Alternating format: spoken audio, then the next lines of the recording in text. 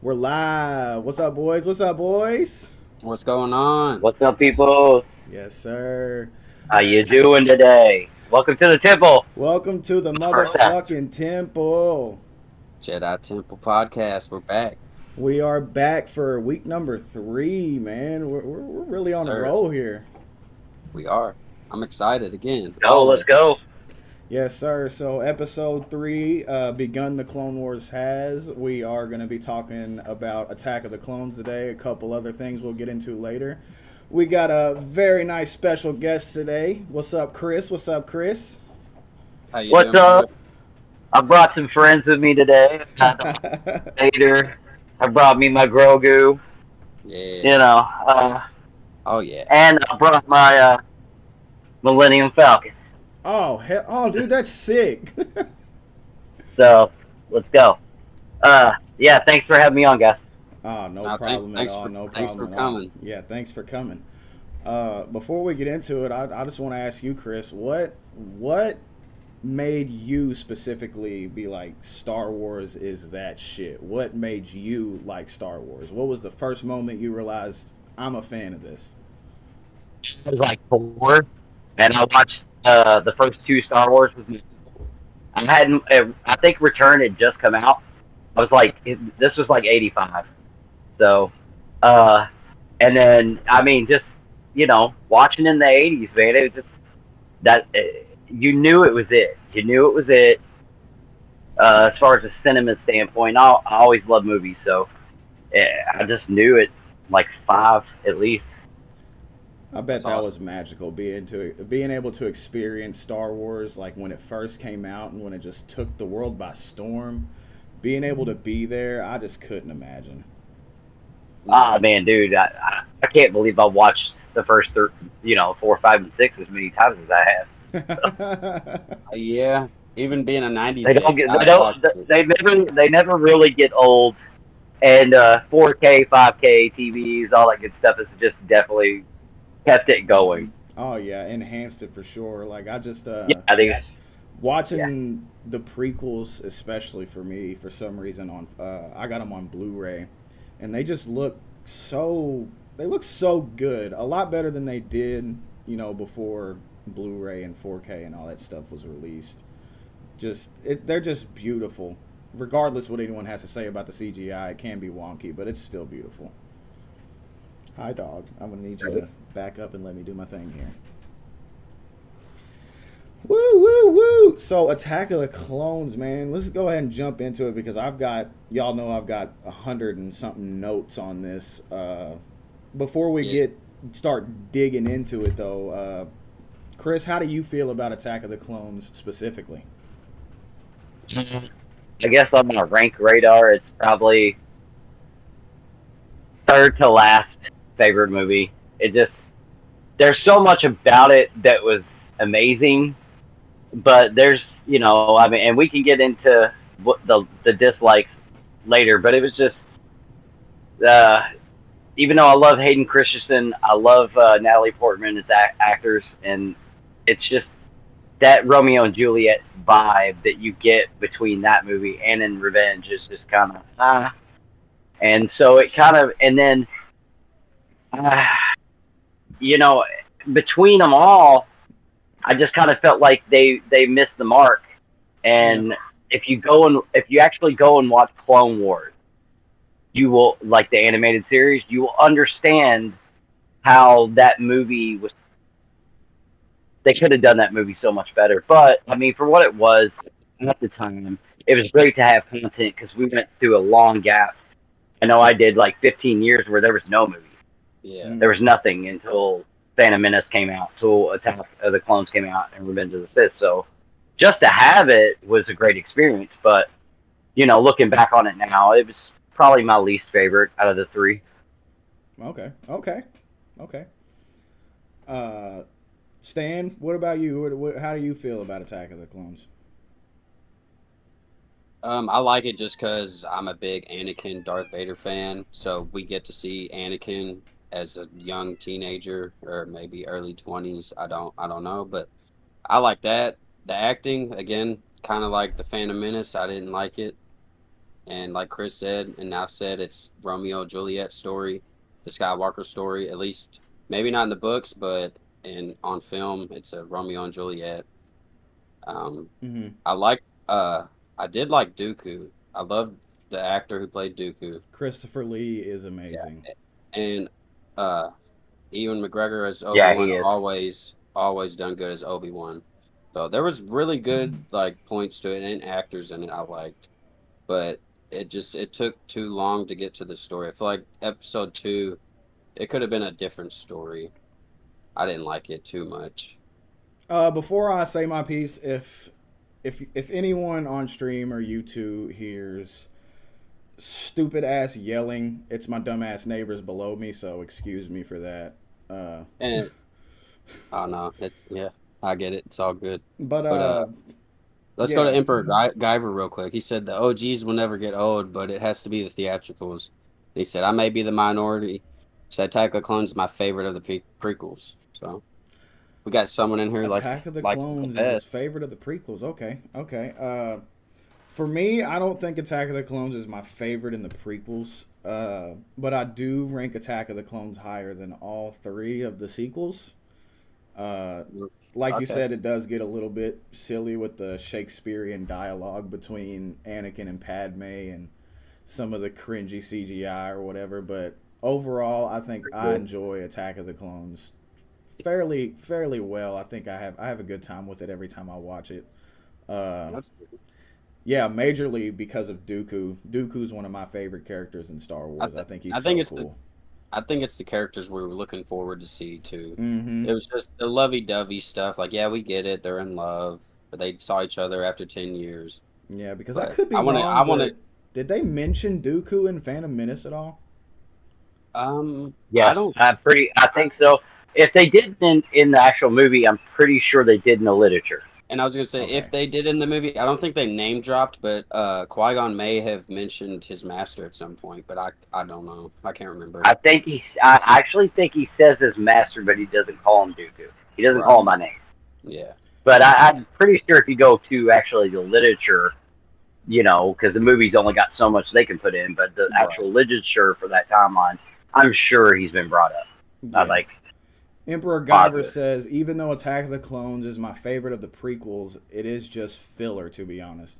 Yeah, it's definitely That's filler. that's definitely how I felt. It's definitely filler. But Yeah, it's what we it's kind got, of an and I respect it. Hmm. in between story for sure. Yeah, there's nothing wrong with it. Oh, I want to mention before we get into the digging deep into it, George Lucas's birthday was this past week. Happy birthday Yes. to the king. Birthday. Happy birthday to the Yes. king. Without that man, we would have nothing. We wouldn't have this podcast. We wouldn't have these beautiful movies. We And wouldn't have anything. Yeah. if I could meet George Lucas, I just want to sit and have a one-on-one with him and just ask him, why did you sell? Why did you sell? And I would like to ask, how did you come up with it? Like, Yeah, what dream did you have? I was watching Pawn Stars the other day, oddly enough, and they were selling George Lucas's like first or one of the first like handwritten drafts of A New Hope. And I oh was wow. like, whoa, that shit was wild. I think they sold it for like $75,000. But yeah, happy birthday, Dang. George Lucas. Happy birthday, 75,000? George. Yeah, happy birthday, George. You'll never That's see this, crazy. but we fucking love you, big guy. Yeah. All right, so let's go ahead and just jump right into this shit, man. So, Yeah. Attack of the Clones opens. We got Corday, which is Padme's decoy. She's killed in a failed assassination attempt on Padme in the opening scene. She's the ship is blown up, and if I'm not mistaken, Corday was also, it wasn't revealed to the end of Phantom Menace, but she was the decoy for Padme that entire movie, right? I think so. I think so. Yeah. Yeah. There was scenes where you could tell where they had switched, and then there is an actress who plays the decoy because they're both in the same scene too. It wasn't just Pat or Natalie playing both characters. Yeah, they're I strikingly I similar don't. too.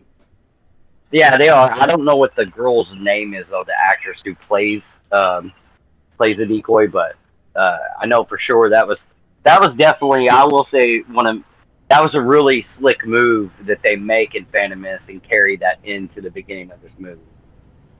Yeah. Yep. So R.I.P. to Corday. I mean, she's not like a beloved character or anything, so I doubt that No. really hurt anyone that she died. But She had R.I.P. some. either way. Yeah, she was there in the first movie, and then she served her purpose. She did her job. Yeah, for the longest, I didn't even know that she was I didn't a either. decoy until the end of that movie. Because everybody knows I don't pay too much attention to Phantom Menace. It's my least favorite of the prequels. Right. They Emperor definitely Guyver. pulled. I think they definitely pulled. They fooled us watching the movie when the movie came out. Definitely fooled Like, the it hell was out like- of me. Yeah, right. So Yeah. No. It was a good little scene. Emperor A good way Guyver to says, "My generation open. owes George an apology for the prequels. Now that we have the sequels." yeah, I will agree with that. We Compared to those, I'm sorry. I don't even know why I'm sorry, but I'm sorry. I never hated on the prequels because I was born in '98, so that was my Star Wars growing up. that was your Star Wars, correct? Yeah. I So don't know. I feel like I'm in between. I'm in the middle. yeah, you got a good mixture of both. You got to I grew experience up- the love for the originals and the hate for the Yeah. prequels. Because when when Phantom Menace came out, after that, my dad was showing me 4, 5, and 6, and then we went and saw Attack of the Clones 2 years later. And I think 3 years after that, we went and saw. Revenge of I'm the Sith. jealous. Y'all got to see the good Star Wars in theaters, man. I'm jealous. Well, my dad may Actually, he may not like Phantom Menace because he fell asleep during it. Who doesn't? Right. Who doesn't? It's just a bunch of this. I actually watched the first two. I think it was the first two. I don't think Revenge I went to the same theater, but when I saw Phantom Menace and I saw Attack of the Clones, we went to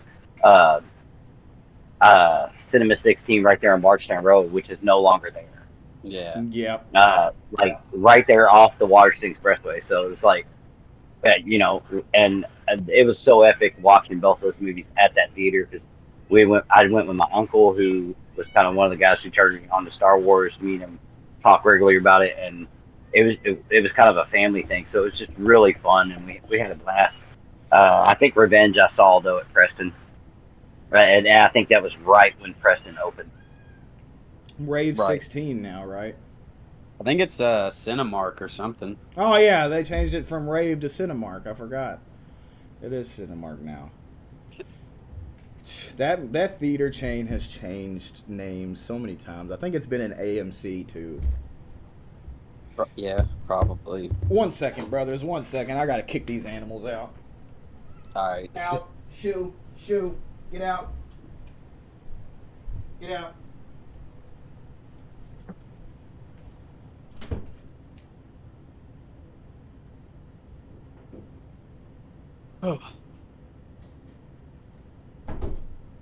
What's MacGyver talking about over here? He said he got to see the prequels in theater, Revenge on his own. Force Awakens is all of the sequels I've seen in theater. Opening night. That's cool. I've never seen a movie on opening night. On any movie. Well, like Force Awakens, I'm pretty sure we went to Preston too to see that one, but I don't know if I actually went to the theater to see 8 and 9.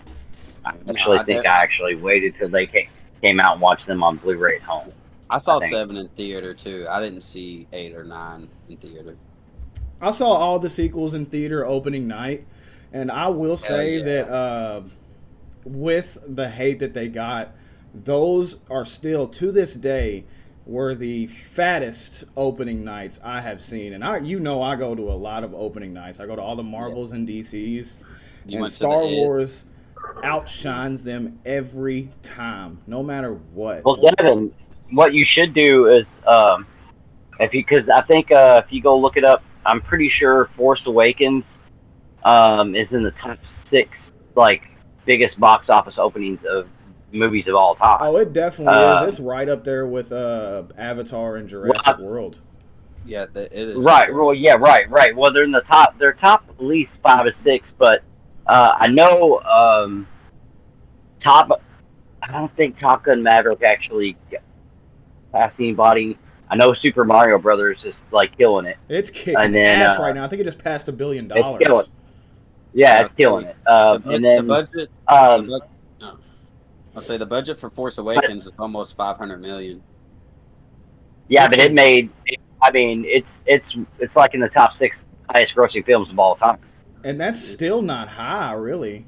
500 million isn't high for a movie movies these days, because Endgame was close to 900 million. And it made. The Force I can't Awakens, remember. It made 1 point something. 1 point something billion, dude. That movie went crazy. So you got to think though. Next year, The Force Awakens would have been, filmed and edited 10 years ago. Oh my God, time flies. Right. That's crazy. Right. Time flies. Thinking about that, it does.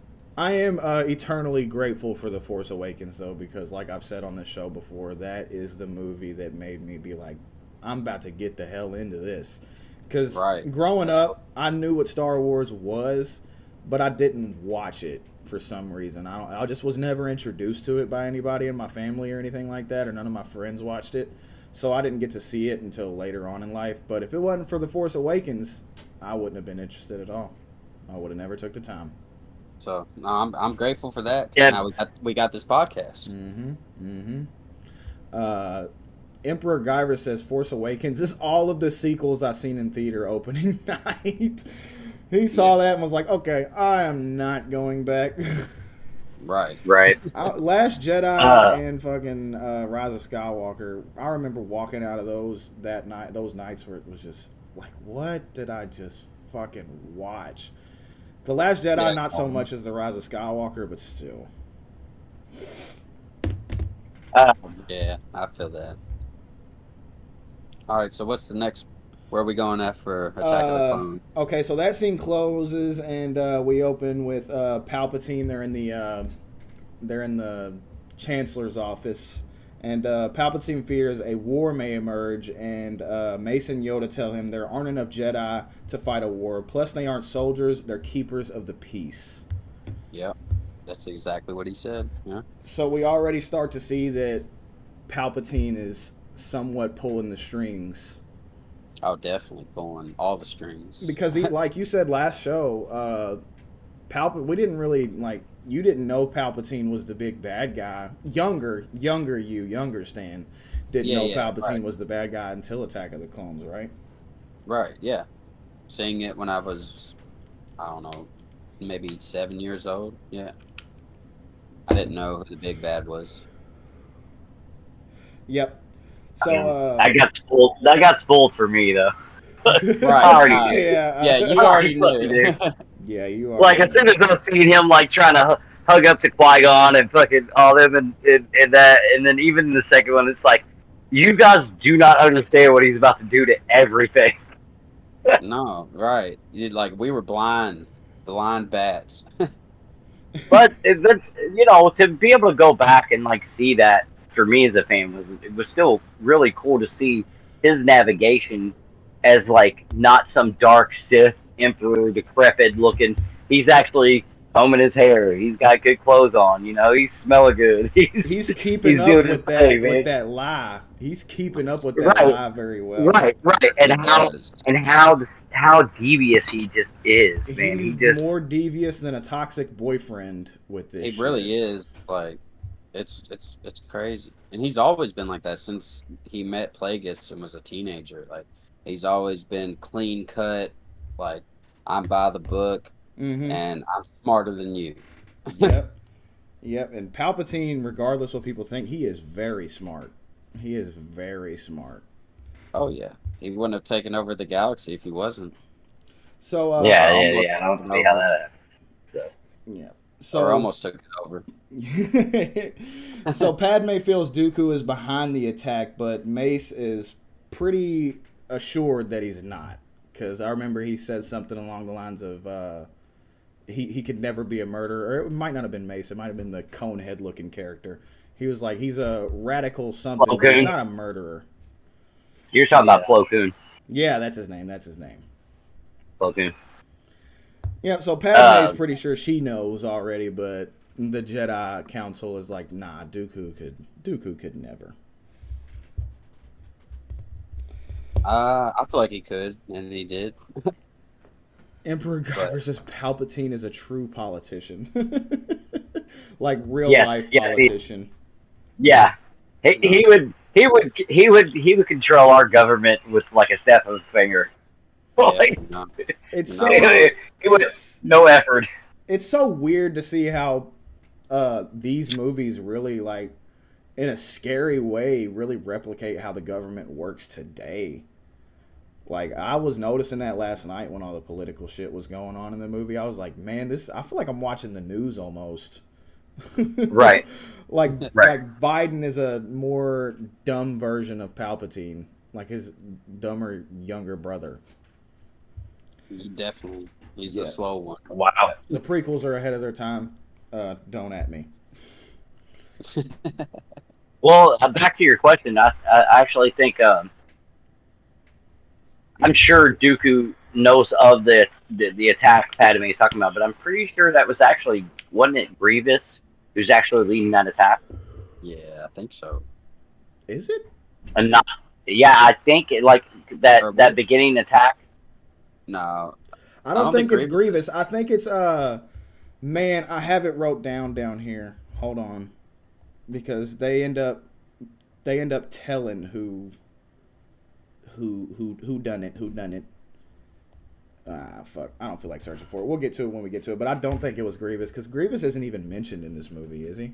Yeah, no, he doesn't come back. Yeah. He doesn't come out till episode 3, I thought. Oh no, he's in the very beginning where they get on the ship in Revenge, where Anakin and Obi-Wan, Yeah. you know, when they're in the all that. Lore wise, stuff. he's first introduced. Well, canonically, timeline speaking, he's first introduced in the Clone Wars show. Yeah, Because that takes place Right, between right. 2 and 3. Right. Heck yeah. So we're introduced to Anakin. Now he's a little older. He's in his teenage years. And he's kind of got some weird dialogue going on. Obi-Wan's hair is a lot better looking in my opinion because this is a weird thing to bring up. Do y'all remember in Phantom Menace, Ewan McGregor's haircut was changing throughout the entire movie? Like the length of it, not the style. He still had the whole like Right. short hair with the Jedi ponytail or whatever, but it was the length was changing back and forth the whole movie, and that was bothering me. see, I still need to pay attention to that. I didn't know. You brought it up, I think, the last episode, but yeah, it's just Oh weird. shit, Like, that's a Guyver's bad- right. It's a bad I was editing wrong. error. I was wrong. Grievous is introduced in Clone Wars micro series first, and then Revenge of the Sith. He's talking about Gindi, I can't fucking... The guy who made Samurai Jack did a 2D animated Clone Wars series. Oh, I Have do y'all seen remember that? that. I remember that. Stan, have you seen it? I have to go back and rewatch it, but I do remember that. I don't think I have. Dude, it's so good. It's so good. The episodes are really short. If I'm not mistaken, the episodes are like really short. Like I'm talking like 10 minutes or less short. But Oh, yeah. it's still cool. It's still cool. Are you talking about? Is he talking about the Clone To Wars? me, Hold on. and Yeah, what's the Clone crazy Wars is show. to me, Is yeah, it but to me, there's those only 3 little seasons? shorts that they were doing, Were they? Yeah. the little they were. shorts that. Wait, what shorts? Okay, What yeah. shorts? No, yeah, I found So that. like the remember how you said like the Clone War shorts, the original ones that came out? Like to me, that's the original format of the way like they carried, and which I know a lot of other people do that, but since that's kind of actually a little bit older, like maybe that's where they drew some of their inspiration on it. Let's do these shorts for Visions, you know, and the way they did Visions. Stan is a Vision Stan. Stan loves Oh. Visions. Oh. Yeah, I made him watch all of season 2 for the first time on my deck. He told me that. That was probably sick. That was probably sick. I set up my projector. We just sat out here with the PS4 with a projector. We sat there and watched all 9 episodes. Dude, that's sick. We need to get together and like watch these movies like as we review them. We need to watch them together. I feel like that would. Yeah, definitely. Like live reaction Yeah, that'd and be sick. just edit out certain parts of the movie and just put it down in the bubble while we're watching it. Yeah, because that way, when I'm taking notes, I'm not like, all right, I'm watching and then I'm typing. I'm watching and then I'm typing. And I'm watching and then I'm typing. Right. Because like 146 notes for this movie is ridiculous. But we're gonna get through it. I'm not gonna touch on everything. So next we see that Jar Jar Binks is now a political figure, and He's the mayor of the Undercity. is that what he is? I was trying to remember I don't know what he is. I was just saying. I'm trying to remember what his actual role is, because I know he like steps in for Padme as senator later in the movie, but I don't know what he is initially. He might not be one. I could be wrong. He might just be dressing that way. No, he's actually the representative. His Gungans on Naboo.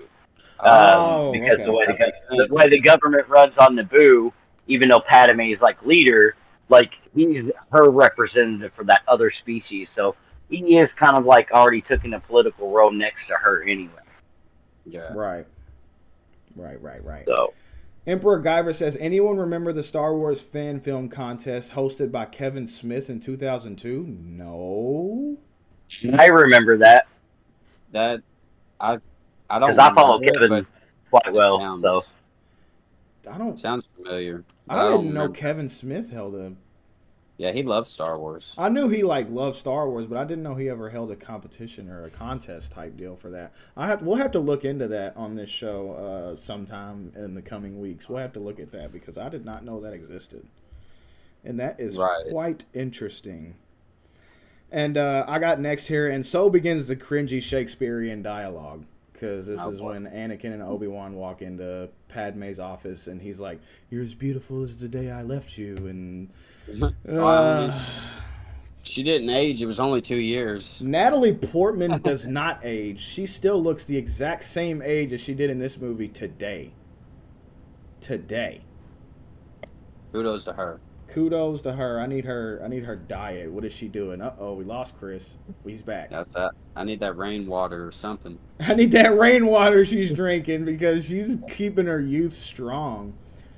What did Emperor Guyver says Star Wars gangsta rap won the contest. Huh. I'm gonna have to look at that. Yeah, that sounds wonky. I need to figure out what the hell he's talking about. You shooting at womp rats, I'm shooting at stormtroopers. Let me go fix these headphones. Something happened. You're good. Messed it up, so I'll be right back. So let's jump right into the next thing here, Stan. So yeah, we got that Shakespearean dialogue. Obi and Anakin are there to protect Padme in the dangerous times of her being the focus of assassination attempts. And we start to see that Anakin is very disobedient to Obi-Wan's orders. And he's got that real arrogant mindset to him. And we really start to see that come out in this movie. Yeah. He thinks, he's invincible. He's one of the young cats. Yeah, he's one of the new guys on the block. And he thinks he's better than the old heads. A theme that is very relevant today. Right, yeah. And I think he's also blinded by Padme. Because 100%. He obviously had a crush on her growing up. It's been 10 years. He sees her again. He's like, oh, I've met her again maybe since I'm older now. And that's what he's thinking about. He's not... I think he just took the Jedi Order in order to get out of his slave position and then maybe save his mom. Right. So he's definitely not 100% focused on being a Jedi. Yeah, which is oddly enough what turns him out to be evil. He cares so much about people that it just completely shakes him to his core. Which isn't wrong because the Jedi Order isn't right. Yeah, I've always been on the side of Anakin, and I've always seen the corruptness inside the Jedi Order because they do not operate correctly. I don't know how to word it other than correctly, because they are blinded by certain aspects of the galaxy, so to speak, as well. Right, because they're peacekeepers, not warriors, but they fight like warriors. They do. So then we get that scene where we see Jango Fett hiring the assassin, the Changer, to kill Padme in her sleep with the worms. And this is our first look at Jango Fett, and we get to see that cool Mandalorian armor. Right. So and anyone that saw, the originals, they knew of Boba, and then now they get to see his dad. Now they get to see his dad. That was really cool. So tell me this, Stan. I don't know if you know, or maybe Chris will know when he gets back here. So what's the difference between a bounty hunter and a Mandalorian? Because they obviously have the same style armor. This may be a casual question, a newbie question, but I'm saying I feel like if you see a Mandalorian bounty hunter, they're just picking up some side money, or some side credit, some side hustle to do something. Because I don't know, I there for a while when I was younger, I definitely thought people wearing the Mandalorian armor, I thought they were all bounty hunters. Right. So Nobody freak out. I know Stan's in Chris's spot. Once Chris comes back and turns his video back on, Stan will be back in his spot. You jumped down to Chris's spot on the stream since he turned his camera off. Oh yeah, I see it now. That's funny.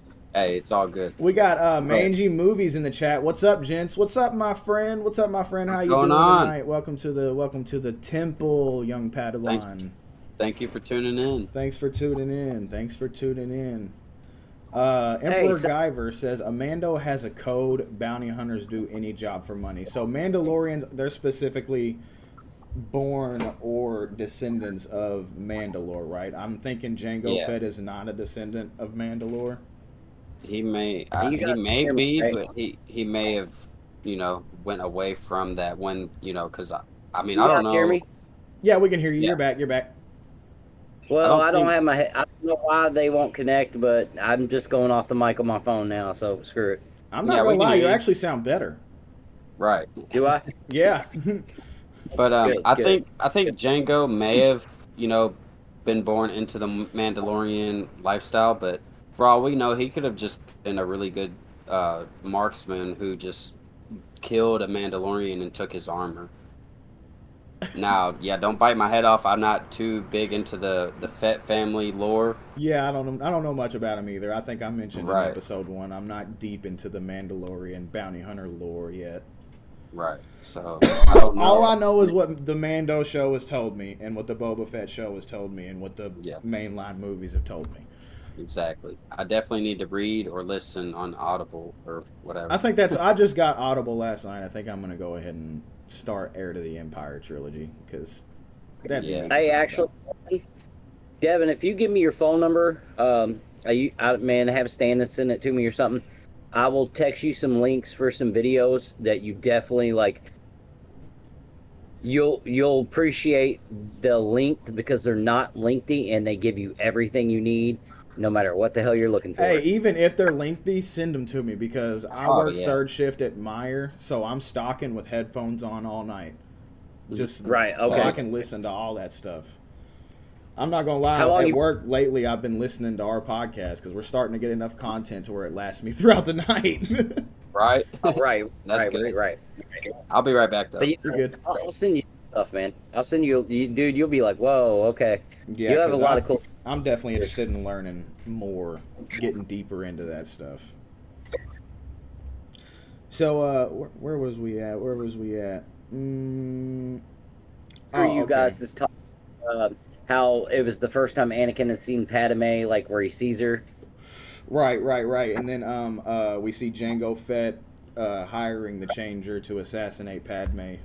And my next note is I really like how Coruscant looks like a cool Neo Tokyo type deal at night, like it's real anime-ish. Right. And I think that looks so cool. I do too. Have some comments on that, because he's more of an anime guy than I am. But I don't know. Right up there with. You like? Oh well, you said you like Dragon Ball too. So yeah. Well, my favorite anime is Dragon Ball as a whole because it's kind of like a cultural thing for me because I've been into it so long. But really, I think my favorite anime is probably Ghost in the Shell. See, I've heard of that one, but I haven't seen it. I haven't seen much anime. I'm not gonna sit here and try to be a front cap artist, but Right. the one I have seen repetitively and still watch repetitively to this day is Death Note. I think Death Note's the coolest anime. I mean, I love it. I love the original anime. All the other adaptations are horrible, but the anime is pretty good. The only other adaptation I've seen of it was that awful Netflix movie. Well, there's actually been 2 movies. There's been a Japanese movie done by a Japanese studio. It wasn't on Netflix, and then the Netflix version, and they both were garbage. I haven't seen the Japanese studio made one. I have to check that out, even if it's bad. I have to check that out. I think you can probably find it on there's some websites I wouldn't suggest people to go to, but if you want to go to them, there's some websites. Just go find it and rent it, people. Just go find it and rent it. You can definitely, you don't even have to rip it. If you just want to go watch it, there's definitely a lot of places on the internet to do that. Make sure you got your VPN. So yeah, true. So then we see Anakin is troubled and worried about his mother, and he's dreaming that she's gonna die. And he's saying that he doesn't get much sleep anymore, and he's starting to show his interest in Padme to Obi-Wan. This is when Obi-Wan starts to see that, okay, this little horny motherfucker, I might need to keep him on a leash. So I like, I don't know, like this is where Hayden, it's not Hayden's fault, but this is where the writing, other than the Shakespearean shit, this is where the writing kind of fails for me. Because I don't know what it is about Hayden Christensen's. Fuck, I really don't want to blame him because I love him in a lot of the movie, other than some of these scenes, but he just feels so robotic sometimes. But I have to blame it on the writing. I don't think that's Hayden's fault at all. I personally think it was more of Natalie's acting with Padme because Anakin being an angsty teenager, right? That's expected. And so the way I felt like he acted his part in his Romeo per se part didn't bother me as much if I separate them both, right? Because I expect him to be like that. He's been stuck with Obi-Wan and Obi-Wan because Qui-Gon found him, but he's been stuck with him doing his thing. He ain't got to just be a normal kid looking at girls and not having discipline, right? So, right. For me, him being an angsty teenager, being corny, saying some corny ass shit, totally acceptable. I get that. I always felt like Padme's response in their conversations, she was more robotic. There wasn't a lot of empathy, and I felt like emotion in the acting. And I love Natalie. I'm not saying she was. It could have just been the way the director was like, yeah, I'm fine with you acting this way, and that's how it came out. But despite how that went, I felt like it was more of that because, if she was really into it, because I felt like the whole time that all this is going on between this movie and then the next, was there ever even moments where I really saw her giddy about him? If you go rewatch giddy, not that I can think of, not giddy at all. No. But you see, he's all starry-eyed. You know what I mean? Like he's starry-eyed, Anakin loving Padme. I don't get that from her, but then all of a sudden they're together. To me, there's just felt like there was no emotion on her character side of it. Yeah, I think so you're saying it's more so the chemistry failing between them than so much as the dialogue and the way they wrote their relationship. Whoever wrote Padme's part of it, the dialogue, the interactions, the scenes where they're together, whoever wrote that, and the way they directed her into acting that role alongside Hayden, that's where I felt like it fell short to what he was actually doing as Anakin, because I kind of felt like he got it, because that's what I would have expected. But her, it was, I felt like just not. It was emotionless and robotic. Okay. Yeah, I could see that. And that's like Emperor Guyver that's an excellent point. That is a very excellent point. Yeah, that was. I You just chimed in a few minutes ago, but that You kind of just put a couple things into perspective for me, because I never really paid too much attention to Natalie. I always kind of like Padme's characters, whatever, you know what I mean. But I'm there for Anakin, Obi-Wan, Dooku. I'm there for the cool guys. So I never really paid too much attention to what she was doing. But now that I'm really sitting here thinking about it, yeah, she never really got too giddy about Anakin, and never really like you said, never really had that star in her eyes for him. I think the closest we get to it is the end of this movie, like when they think they're about to die, that she finally kind of opens up. Well, even in the next movie, you get the scene where he wakes up from the nightmare, right? Or is that in this movie where he wakes up in the middle of the night sleeping together on Coruscant in the bed? Yeah, that's the next one. That's Revenge of the Sith. Right. Yeah, it's like all of a sudden you get to a point and they're sleeping together. Like, I mean, I get the crush, but I never got like how she pursued him in any way, or was she giddy about him pursuing her, and like that whole aspect of it. It didn't make any sense, especially after seeing Han and Leia's story. Like, Han and Leia's story was the perfect Star Wars love story, hands down. Hands down. I agree. Stan, what do you think about Anakin and Padme's kind of just relationship as a whole, I guess? How do you feel about them? I mean, I really don't. Then them meet when they were younger, and I don't know, him being 9 and her being 13 or 15 or whatever. Awkward. Okay, a little awkward, yeah, but we didn't get much detail into, like what Chris was saying, or you were saying, how 1 second they're not together and then boom, they're just together, and then they're having a kid. There's like, they have the Romeo and Juliet scenes, but there's no backstory, or we don't see anything other than the little picnic they had on Naboo or wherever. And that weird sex dungeon conversation. Yeah. That picnic is probably the only time I seen her looking at him like she actually liked him. Right. Yeah. Like that scene too. And then there's the scene where they're on the deck of her palace in Naboo. I feel like that may be the biggest faults, in my opinion, on episode 2 and 3. Is the love story between Anakin and Padme just kind of fell flat. It just didn't work. I understand you need it for the over arc of the story or whatever, but it just didn't work for me, and it obviously didn't work for you guys either. Right. I don't think it worked for a lot of people. So yeah, but he's starting to show his interest in Padme to Obi-Wan, and Obi-Wan, that's what I was telling Chris, Stan, while you were gone. Obi-Wan starts to kind of see that Anakin he's trying to fuck. I was trying to think of a more polite way to say it, but he's trying to fuck. He is.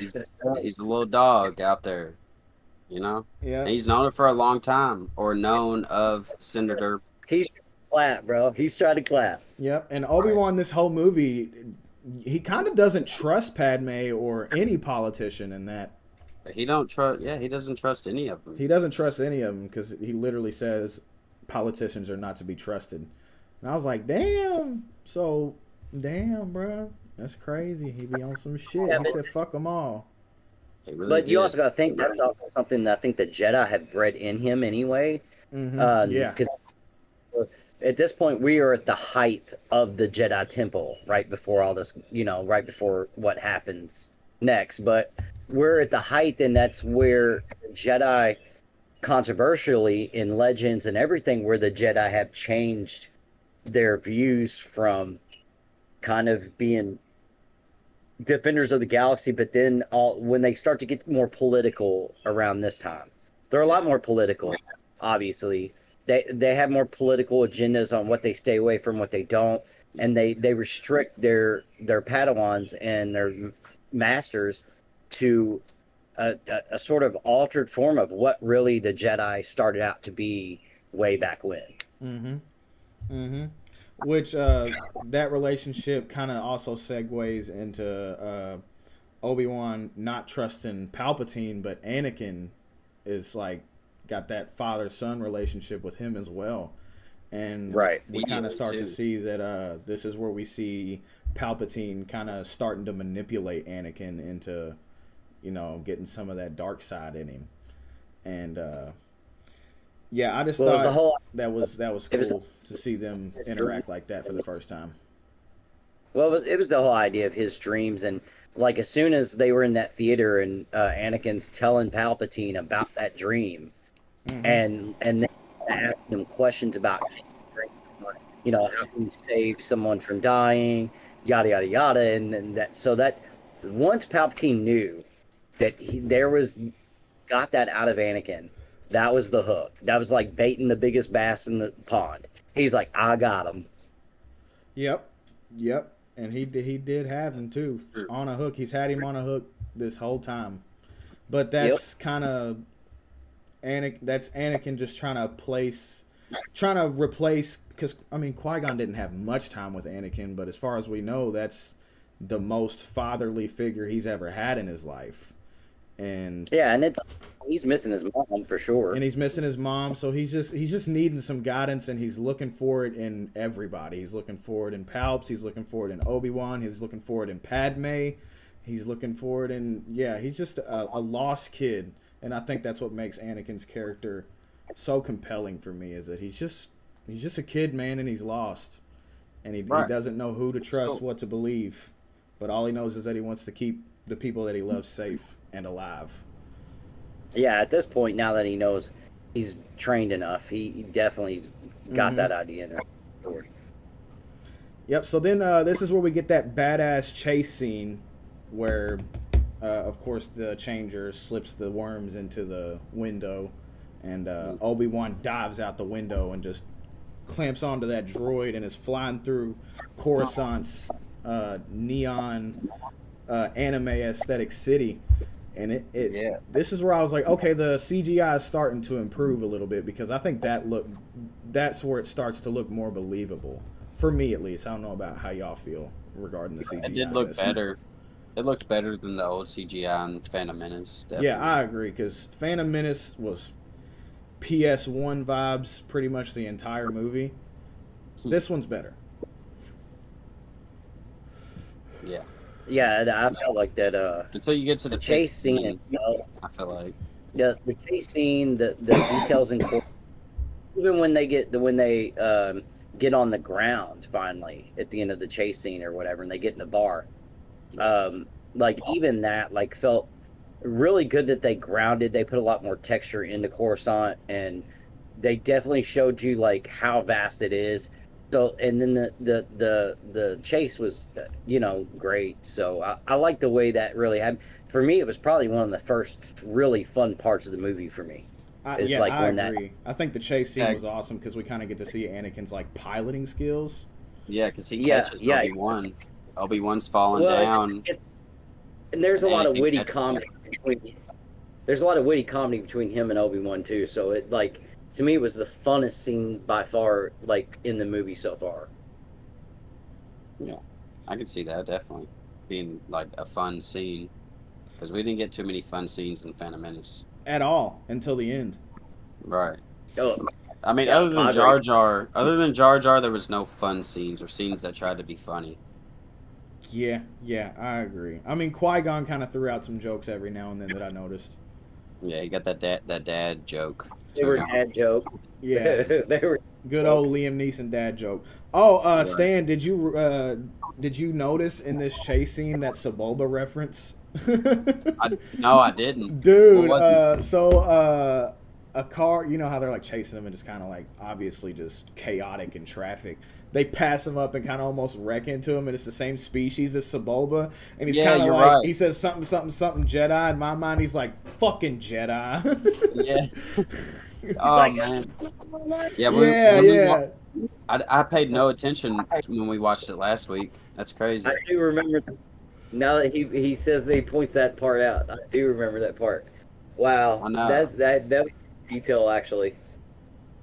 Yeah, I love that because I wanted Sebulba to know seems to more. be kind of an underrated fan favorite for some reason. Yeah, I want to know more about his species, but at least we know they made it to Coruscant. Yeah, at least we know they made it to Coruscant, so they exist on Coruscant and Tatooine. We'll have to look Right. more into that. That's a weird thing to look into, but I want to know more about them too. Like, what are Yeah. they? I'm sure some of them can wield lightsabers and do all that cool stuff. They kind of almost look like the Geonosians, or like the guys on Geonosis. They kind of Yeah. somewhat look similar to that, but the Geonosians kind of have a more of a bug thing going on. They got more of an alien versus a kind of like a lizard-looking anteater face. I don't know.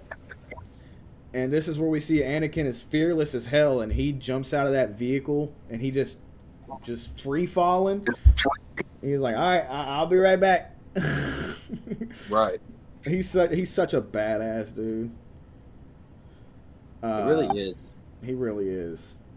So the chase kind of it makes its way to the ground, and it continues on the ground, and I noticed this actually last night for the first time. Like the whole time, like I'm trying to think of how to say this. Like first viewing that I can remember, I remember thinking that I don't know what to say.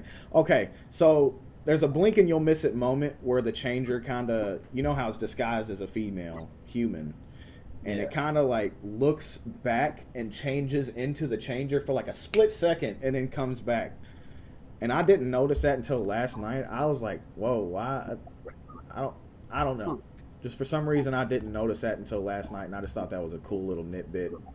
I don't think I've noticed it, so I don't know why, but I kind of always thought the dart that Django hits her with right before she gives it up, I kind of always thought that just had like a chemical reaction and made her. I know what you're talking about now. Yeah, I didn't know it was a changer, is what I'm trying to say, and they kind of tell you without telling you in a blink and you'll miss it moment. I just thought the dart, when it hit her, like injected some chemical in her that kind of made her deformed. yeah. That was Like my guess. aged her and put a bunch of fluid in her.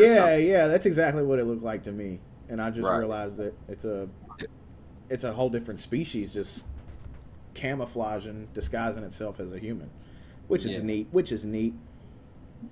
Definitely. I thought that was cool too. And Obi-Wan's like, I love how like he's always like, "Man, I hate when he does that," or he's like, I fear you're gonna be the death of me," Yeah. which is ironic because he kills him. Like years later, he kills him. So I thought that little line was a cool nod. Right. That's funny. And in the club is when we first see Obi-Wan use his hand trick for the death sticks. You don't want to sell me death sticks. You want to go home and rethink your life. Yeah. That shit was hilarious. I remember that scene vividly for my whole life. Yeah. That scene always kind of somewhat pissed me off. I'm not going to lie. But it's for a weird reason. Because we all know Star Wars to be like, when you go into a bar in Star Wars, you're supposed to see all manners of different creatures. You know what I mean? Aliens. Yeah. For some reason, in this club, it looks like a mostly human club. Now, maybe that's the theme. Maybe that's the theme, but I don't know. It's like, they're on Coruscant, but I don't know when it comes to clubs in the Star Wars universe. I want to go to a Star Wars club. Man, I would get lit at a cantina, bro. I'm sure Disney will make one if they haven't. There you go, Disney. Yeah, do you got like $4 or $5 grand to just drop on Galaxy's Edge? We can go do that. I wish. One day, bro. One day we're gonna make it out there, dude. Oh, definitely. That would 10 be a years. cool thing to do. Like for like if we ever get to 100 episodes, just try to save up and go there for the 100th episode. That would be so cool. You want to Dude, start I would saving love now? to have sat at the bar with Dave Filoni and them when Zeb was at the bar. Okay, so Dave Filoni, the hat. Yeah. Gotta he love was. the hat. Miss Chow and all, they were all sitting there at the table and shit. And I'm like, and then I see Zeb and I'm just kind of like, I want to go to that bar. Yeah. I want to go to that bar too. Yeah, whatever Republic outpost that bar is at, let's go. Definitely. Yep. And then we see Obi-Wan get swift with that saber. The assassin's about to shoot him, and he turns around, just cuts that hand slick off, like it ain't shit. Obi-Wan's a badass dude. He is. My His fight favorite. style, I think his fighting style is similar to Dooku's, like Form 7 or something. And I want to know how he like got that style. Did he learn from Dooku, or was that just a style he wanted to learn? Who, Obi-Wan? Yeah, Go I watch think him Qui-Gon and, fight. no, I'm Watch talking about no Qui-Gon. Obi-Wan. I'm pretty sure Obi-Wan and Dooku had the same fight style. So They do, Dooku but think trained. about with Obi different. If he's adding Qui-Gon's into like that kind of Dooku style, Obi-Wan does have his own style in a way, his own fluency anyway. Right. Yeah, which is like the real defense type style. Yeah, He's yeah, a it's master definitely- of the yeah. defensive arts. But yeah, cuts that hand He's a- slick off, man. Yeah. He's a it's gone. counselor or whatever. There's three different. There's like Sentinel, Counselate, and Guardian. Yeah. I have to Yeah, look it's, more into the different styles of saber fighting because I'll be honest, I haven't got into that either. But I do need to look into that.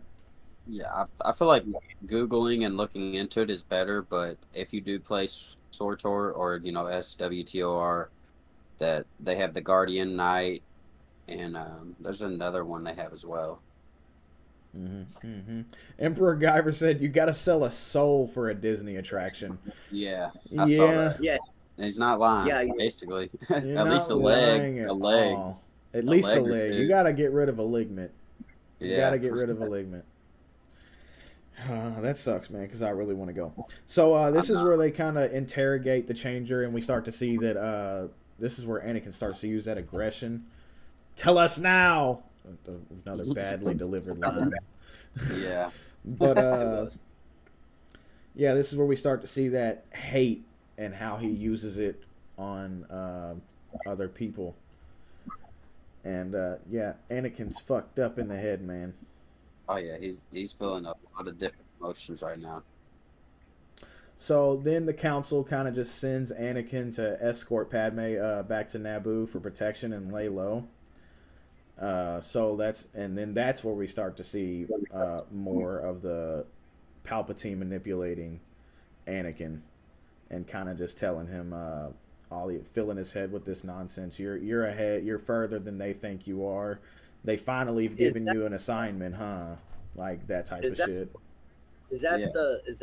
the theater scene? No. The theater scene is Revenge of the Sith. Is it in the very beginning?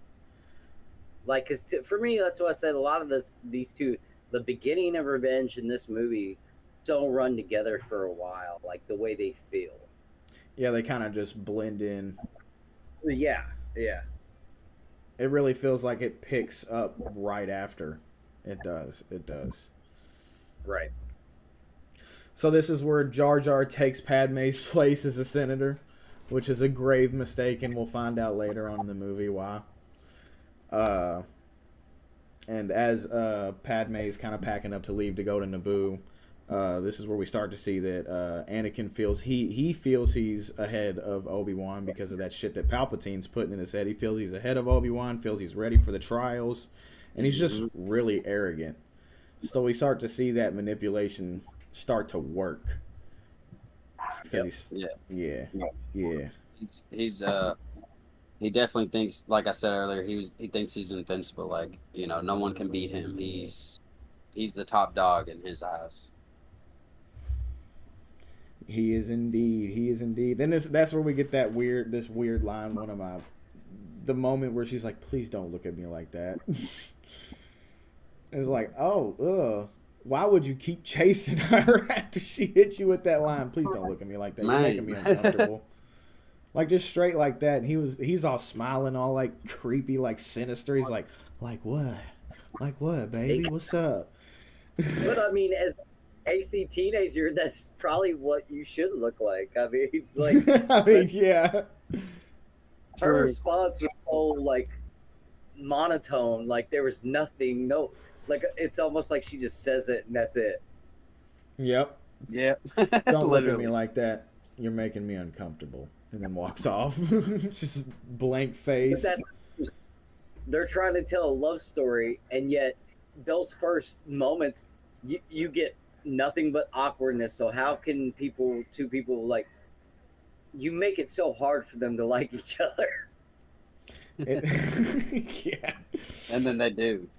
Oh, So this next scene, Obi-Wan is heading into some kind of a restaurant type deal, and he's going to talk to the character. I think his name is Dax or Dex, that big CGI atrocious mess. And apparently this guy knows a lot about darts, and he kind of directs Obi-Wan. Says it's something to do with the cloners on Kamino. So Obi-Wan heads to the Jedi Archives to try to find this Kamino. It's not there. Something's obviously up. do you know why it's not there? Someone deleted it. Think about Tales of the Jedi, the short animated series about Dooku, where he goes in and he's in the archive and he deletes. Oh. You're Oh not my Jedi. God! I never realized that's what he was deleting in that show. Yes, and that's probably not the first time Dooku had went into the archives around those few years where he was like cleaning some house. Yeah. Because you got to also think like Dooku was kind of playing both sides, and he knew what the Emperor had planned way earlier than I think some people might think, or like, I don't know. I haven't read all the canon on it, or like as far as literature and stuff. So it's like what they actually, some of the detailed conversations I might have missed out some. So I won't, don't quote me, but it's kind of like Dooku was cleaning some house, and in the Tales of Jedi, that's when you get that short where he goes in there, the younger Dooku, and he deletes Geonosis. That's where you kind of, because I think it's right after Qui-Gon dies. So he's not really young, but he's not. I think he might have just the white streak in his hair, and then he still got some black in that animated episode. But he's like 40 or so. That's where you understand, like, Dooku was playing his role for, basically all the bad stuff coming. Yeah, he was. But yeah, that is a neat point. Now I want to go back and rewatch the entirety of Tales of the Jedi. Right. Just to see what other shit I missed. Stan, have you even seen it yet? Yeah. You went and watched it? Yeah, because it's mostly about Ahsoka, Dooku, and there's a little bit of Qui-Gon. Yeah. I wish there was more Qui-Gon, but there's not. It's more Dooku. The and Ahsoka stuff. It's like take it or friendly, leave cutie. it for me. Yeah, it's like it's a Disney movie. Yeah, take it or leave it for me. But that Qui-Gon and Dooku stuff was But I mean, no, also I don't want to knock on the Ahsoka, because the first episode where she meets that tiger thing, and I think it's vicious as hell. It's fighting her mom, and then it takes her, and then she's force sensitive. She's able to connect with the tiger and be like, "We're okay. We're good people. We're not here to hurt you." And then the tiger brings her back to her village, and then everything's squared away. It's all good. They're living peacefully. Yeah, I'm definitely not knocking on the Ahsoka episodes. I just feel they weren't as strong as the Qui-Gon and Dooku ones. Right, and and I feel like it's also a different lifestyle that they came from as well. Yeah, because I agree. Ahsoka comes from a different part of the galaxy. I agree. It's more tribal-ish, I think. I agree, but I want to save Tales of the Jedi for its own video, its own stream. Definitely. So let's not get too deep into that. I am going to bring it up one more time later on. But all right. I spoiled the first episode, but yeah. I knew we would get into a tangent, bro, and just keep going. I was like, all right, I got to cut it off. All right. Yeah. Guys, before y'all move, I'm going to run to the can. I will be back. All right. All righty. We understand. Go ahead. It's a good time to check in with the chat, man. Hey, I got the same one back there, bro. I would say, all I know is we got to bring MacGyver on here soon as a guest. Yeah, dude, MacGyver. If you're interested in coming on as a guest, we would love to have you, my guy. Definitely. Did I call him MacGyver? I mean, I called him that too, so. MacGyver. I mean, it's just short. Yes, MacGyver. Emperor Okay. Guyver, but still Guyver. Bring him in here for sure. We're only 32 notes in. 32. Let's get it. Got over 100 left. Go. What we got? Yeah, we can keep going. Let's go. This is okay. So Obi-Wan sees that Guyver laughing in the chat. Obi-Wan sees that Camino has been deleted from the archives, and we kind of just leave that there for a second, and we check in on Padme and Anakin, and I think they're on a refugee ship on their way to Naboo, and Padme's kind of just like, it must suck to be a Jedi. I mean, you kind of can't do shit, and he's like, yeah, attachment's forbidden, but passion is central to a Jedi's life. And yeah, little refugee conversation. I'm down. Just need to get a good setup going. Well, you see Chris, man. Chris is on his phone. All you need is your phone. Set it up on your desk or whatever, and that's all I need. We can get you on here. Yeah, the whole Padme thing. Still, again, I don't like her. I don't. I love the actress. I don't like the character. Yeah, I feel the same way.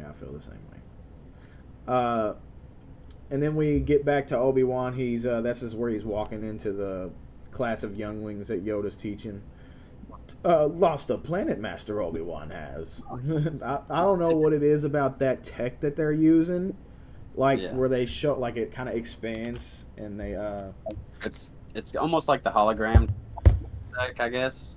I don't know though. Yeah, it kind of, I don't know, for some reason this scene resonated with me in a weird way because I went on a class field trip in elementary or middle school, one of the two, where we went to, I don't know, all I remember is it was some building downtown. We walked in and we kind of just straight around this little classroom, and it was dark, and then all of a sudden above us it was like a dome shape roof. I know what you're talking about, and it shows like space. And it shows space. I can't remember what it's called, but I know exactly what you're talking about. You know what I'm talking about? No one ever knows what I'm talking about when I bring that up. No, I went on a field trip there too, so I know exactly what you're talking about. Yeah, that place is so cool, dude. It's like I feel like it's probably like the Louisville Space Dome or something. I don't know. Like that, because you remember it shows the star, and then at the Big Bang, and boom, all the stars go everywhere. Yeah. Yeah, that's exactly what it reminded me of. I was like, that's cool. It's not the Science Center either, so I know. Yeah, it's not the Science Center. I don't know what it is, man. It's been years since I've been. It's when the Infinity Stones were created. The Infinity Stones. The Big Bang, yeah. They're out there right now. Thanos is hunting for them. We'll be fucked in a couple years. Where's the Darth Vader Thanos crossover? Hey, I'm sure it's been done. Probably. So the youngling suggests someone deleted Camino from the archives. And Yoda's like, the mind of a child, so beautiful, or whatever the hell. Really? Yeah. Oh, wow. I did not know that. A youngling is the one who's like, Master, maybe someone deleted it from the archives. He's like, and that just shows you, like, Yoda's not all-knowing, but mostly knowing. Not all-knowing, but mostly knowing. And he brushes that off. It's just, maybe I don't know. He was like, the mind of a child, not tampered with, and saw right through all this bullshit. Yeah. So then we learn only a Jedi could have erased those files. Right. And then that's where they're like, oh shit, this shit's getting darker and darker every day. It's not good. It's not good at all. So then we kind of just leave them there and check back in on Anakin and Padme. They're arriving on Naboo. And this is where we learned that, well, I learned at least, that Padme wasn't ready to be a queen when she was elected. But she did such a good job that people tried to amend the Constitution to extend her 2 terms. Which is neat. How old was she? Like, in that first movie, like, what, 13 you said? 12? Something like that? She might have been older. She may have been, like, 15 to 19. Something like that. Maybe I say Anakin, at least the actor, he looked 8 or 9, maybe 10. I know she was 18 years old. The actress was filming it, but Right. I can't remember how. I I think don't. the character's supposed to be like 17, 16, something like that. Okay. But either way, they couldn't get the Constitution amended, and she was relieved when her 2 terms were up. And the Queen, the new Queen, asked her to be senator, and she was like, "Hell yeah, dude! I guess so." All right. I mean, I guess I'll. In a way, Padme's kind of wasting her life away, just like Anakin is, which is probably Yeah. why they're so attracted to each other. She hasn't had the chance to live the life as a kid because she's been a damn queen. He It's hasn't almost, had the chance because he's been a slave and a Jedi. So and not to bring up her daughter, but that's kind of like what we saw in Kenobi with Leia. yeah, there's just So, so many reasons why the relationship between Anakin and Padme should have worked, and it just didn't. man, you're It not just wrong. didn't. They like you got that on the barrel, man.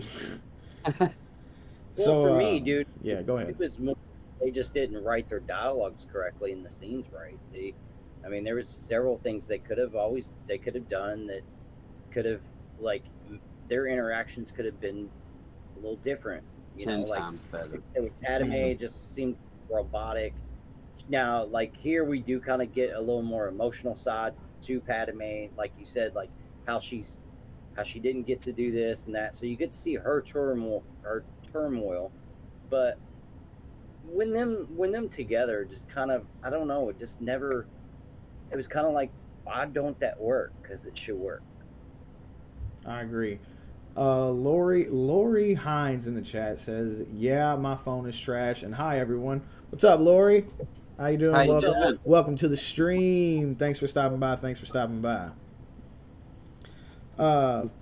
So Anakin and Padme are at like a meeting with the leaders of Naboo, and they feel that the Senate is powerless and doesn't have the means to resolve this crisis. So the leaders of Naboo do not have faith in the Republic, unfortunately. Right. And I thought it was funny that we kind of see Anakin get bullied by Padme in this scene, because like one of the Naboo leaders kind of mistakes him for a master, and she's like, "Oh, he ain't no master. Fuck what he's talking about. We're gonna do this." Damn. And he was like, Shut him down. "Hold on, stop." And she said, "Excuse me." Like, shut the fuck up. I'm talking. This is where we're going. This is what we're doing. Like I said, it's my little boy. He's on a leash, bro. Fuck what he's talking about. Damn. I just thought that was funny. He just gets straight bullied by her. So then Obi-Wan arrives on Kamino, which is one of the coolest looking planets in Star Wars, in my Oh opinion. man. One of my It's all- favorite maps on Battlefront 2, the new one. Yeah. Don't scald me, but the new one. Right. It's so fun to play. Yeah, Camino's really cool. Really cool. It has really interesting architecture. Like, it's like really futuristic. Like, obviously. I'm gonna say I'm pretty sure it's at least 90% water. It's like 90% water. Oh, the planet. Yeah, for sure. Yeah. The planet, and that's why they have like the pillars coming out with the platforms. Yeah, and it was like just all white on the inside. Because when you look it up, the terrain is ocean. So, Oh, okay. and well, it says surface water is 100%. So, Oh, there's, so there's obviously some ground, but the whole planet is just they there's kind of no just land. built their own land type shit. Yeah, That's great. I didn't know there was no land whatsoever on Camino. none whatsoever. Yeah. That's wild. And this is where Obi-Wan learns of the clone army ordered by, is it Sifo Dyas? Is that how you say it? Sifo Dyas is who they say. Sifo Dyas? Cypher. Yeah. Cypher Diaz. Sifo Dyas. Okay. And it was ordered by Sifo Dyas at the request of the Senate, who he says died 10 years ago. But we all know that's not true. Not at all. We all know that's not true. And apparently that this army was made for the Republic. So It's almost like they knew something about them we didn't, said Emperor Guyver. Agreed as well. Agreed as well. So yeah, we kind of just leave that there, and we're back to Anakin and Padme. And I got a note here that says Naboo just has some of the most beautiful scenery, and I would really love to live there because it really does. Between that, what you were talking about, the scene where they're standing over the rail looking out onto the ocean, the waterfalls in the field. It's just it's definitely beautiful. It looks so beautiful. And I want to live there, dude. I wonder if that's a real place. Did they shoot that on location or was that green screen? I hope they did it on location. Most of that was green screen. There's a lot of places that I imagine like maybe the Swiss Alps during the spring. If you go up to like Scotland, Ireland, you're gonna get some of that. Like especially if you get like mountain lakes and you get some flat areas with the home there. I mean, you know, I imagine there's. I figured they shot that kiss scene on the platform. I thought that was on location. Was it really not? It probably was. I feel like that one was, but the other ones probably weren't. I feel like that's a real infrastructure. Yep. Yeah, this is where we get that stupid sand shit. I got no, not the sand convo, please, no. Where he says, I don't like sand. It's coarse and rough and irritating and it gets everywhere. Like, why? Why? That's not even Shakespearean. That's just cringe. That's just straight cringe. I'm not gonna lie. I don't like sand either. It sucks when you get it in your swimming trunks. I don't like it. Yeah, but why would that be the one thing he talks about right there? Like, yeah, why are you going to just... He was searching for a reason to speak. Yeah, he just found something. I fucking hate sand. You like sand? Fuck sand. I fucking hate sand. No, he turned into a carrot, okay? Yeah, he did. And then we get that obviously that kiss scene, and Padme instantly regrets it. And hold on, am I tripping? Are y'all getting an echo? Yeah, I think it's Chris's mic. Okay. I'm not. Let me try. It's not your fault, Chris. It's just the phone and the stream. That might fix it. Shit, my bad, y'all. Okay, and then we see that the clones are genetically altered to be, because we're back on Camino, we see that they're genetically altered to be obedient and less independent than the original host. And who is the original host? None other than Mr. Jango Fett himself. Yes. What is the name of the... Chris, you may know this. What's the name of the actor who plays Jango and Boba? Man. I don't know it off the top of my head. I know it, though. It's like in my head. How do you say his name? It's Tamora Morrison? Tamora Morrison. Morrison, yeah. Yeah, that's it. I don't know if I said his first name correctly, but it looks like Tamora. I love Tamora Morrison. I love that he has been so dedicated to this role since since the 70s. Was that him in the Boba Fett suit? No. Or was it just his voice? It's 1979. It may have been him, it may not have been, because the Mandalorian, most of the time it's not the actor we know as Din. It's a different guy under the suit. Go look at the credits for Boba Fett in Empire Strikes Back. And just go find out who plays Boba Fett in there. If it it's a different voice until the re-edit, isn't it? Because I feel like when it first dropped, it wasn't Tamora Morrison's voice. And once George started doing all that reworking and re-releasing, that's when he added Tamora Morrison's voice. I would say Empire Strikes Back, it's Jeremy Bullock and John Morton.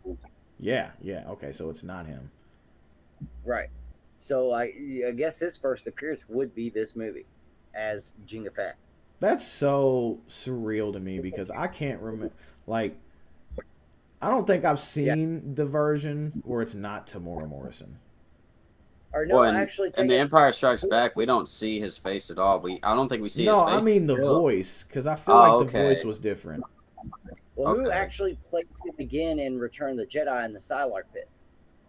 Right. Yeah, check yeah. check out Return of the Jedi's cast list, Stan. Who All right. who For plays Boba. Boba in that one?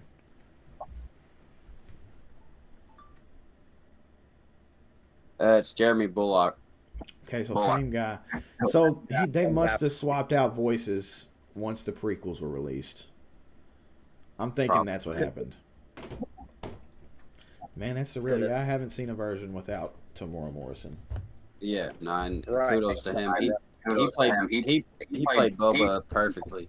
He is Boba. He is Django. He is those characters for me. Exactly. Well, like in 4 and 5 or 5 and 6, you don't see his face. You know, you don't get to see the actor. Yeah. So Yeah. Yeah, that's true. That's true. All you get to hear is his voice. Oh shit. and if I recall, this is the first time, whether he's true Mandalorian or not, this is the first time we're introduced to other than Boba Fett in the original films. This is the first time we get to see a Mandalorian with his helmet off. So we were talking about that while you were gone earlier. Is Jango Fett a Mandalorian, or is he just a bounty hunter who has that armor?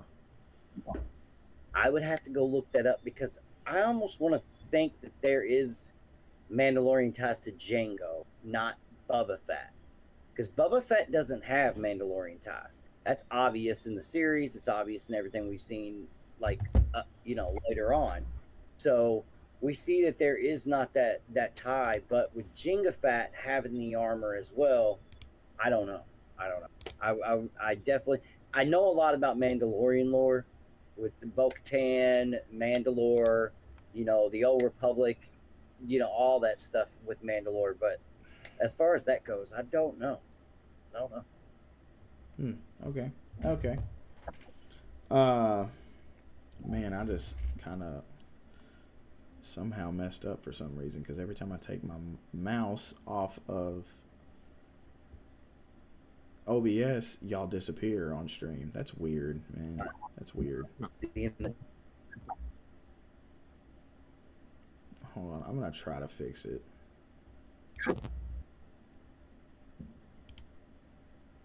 No.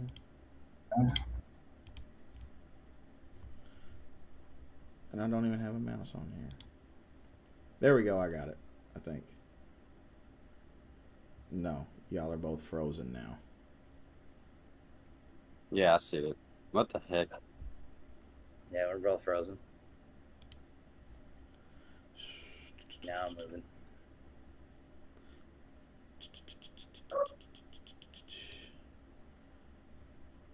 Now you're moving, but Stan's not moving. Of course. It's always It's always you, man. What the hell? my movie Hey, now. that's a live stream. That's a live stream for you sometimes, man. That's a live stream for you. Yeah, we know. We have technical difficulties every time we get on here, literally every time. So I may have to resize y'all right quick. Yep. Well, hey, while you're doing that, you guys, give me a few minutes. If you got to fill my screen off for about 5 minutes, maybe 10 at the most, do that. Let me go handle something real quick that's unexpected, and then I will be back in here because I'm staying till the end, you guys. Sweet. All right. Sounds good. You're Sounds good. Yeah. All right, I'll be back here. I'm gonna leave the phone here. I'm gonna leave everything running right here. So if you gotta drop the screen, do whatever you gotta do. It's all good. We got Grogu with us. We got Yeah. Grogu with us. Yeah, he's right there, just peeking over the canopy. Alrighty. Let me get y'all fixed, man. Let me get y'all fixed.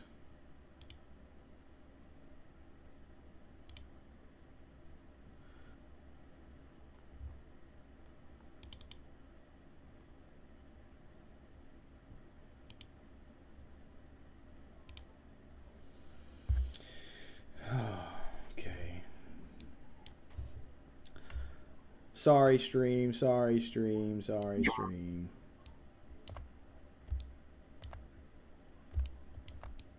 Yeah, but Guyver said definitely Django and Mando are both bounty hunters. That's where I was confused.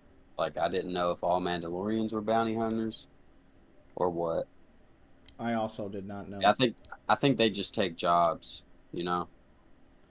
Yeah, that could be true. That's true. I feel like that's the most like the logical or the actual answer is that they just take jobs. Most likely. Most likely. I think that makes sense. Okay. Man, I hate technical difficulties, man. Hey, it's all good, man. You know. At least I haven't disconnected. I think I just need a damn, like, honestly, I just need a second monitor. Something vicious. Yeah, definitely. All right, we're back. Back in style, back in session, back with the hits. All right, let's keep this thing rolling, Stan. Let's keep this thing rolling. All right. Go.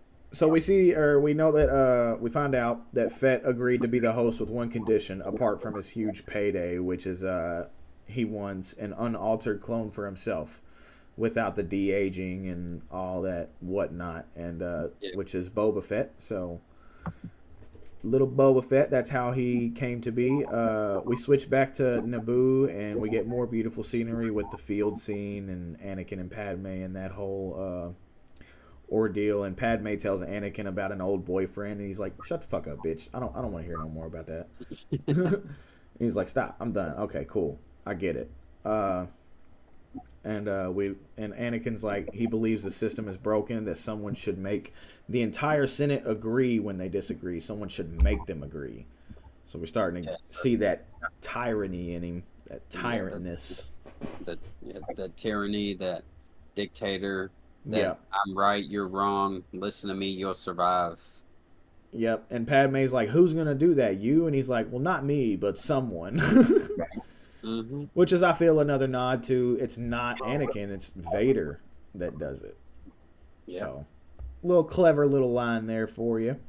He does change, and for the worse for him, but for the better in the long run, I guess. Yeah, and we see Anakin riding that cow thing, which just looks ridiculously bad. That CGI in that scene is so bad. And the flirting between Padme and Anakin continues. And then back on Kamino, Obi-Wan meets Boba and Jango for the first time. And we see little baby Boba Fett. I'm sure everybody went wild for that when they saw it in the theater. Right. Little baby Boba. The great Tamora Morrison playing Jango. And Obi-Wan already knows that Jango's on some fishy stuff, right? And he lightweight interrogates him in this scene. And he's like, have you made your way out to Coruscant? And he's like, once or twice. He said, recently. Like, just showcasing Obi-Wan's his IQ is just out of this roof. He knows. It obviously has to do with the Force as well, but he knows. And so Jango knows he's caught, and him and Boba are packing up to leave Kamino. And then we get that weird dinner table scene between Anakin and Padme with the pear. And he's like, oh, Obi-Wan would be so mad if he saw me doing this. Yeah, I remember that. I don't really know what to think of it. It was awkward. Cringy. Yeah. Just more cringiness. It's so weird because for these two episodes, I kind of feel like I probably sound like I've been ragging on these movies. But I love them. But I just know that they have their issues. It's like one of your family members, you know. It's like your sibling or something. You love them, but you got stuff to say about them. They definitely have stuff to say about you. Yeah, you can love them and see their faults. There's nothing wrong with that. Right. And we get more of that awful Shakespearean dialogue in that scene.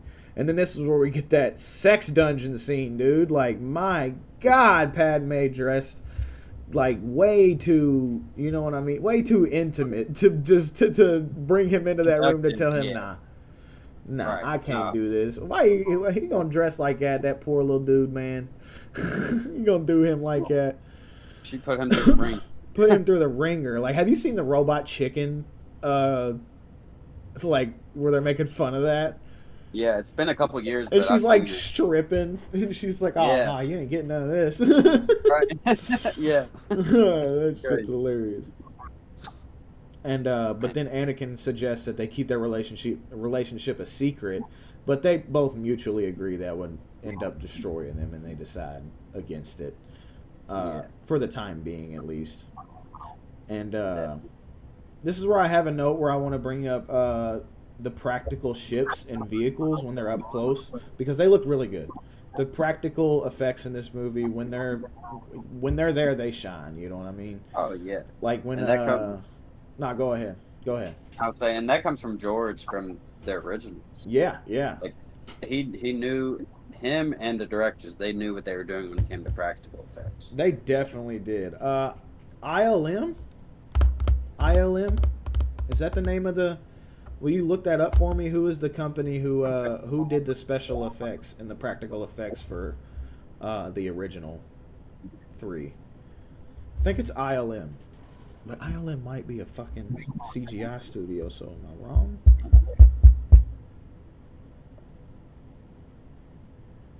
I don't know.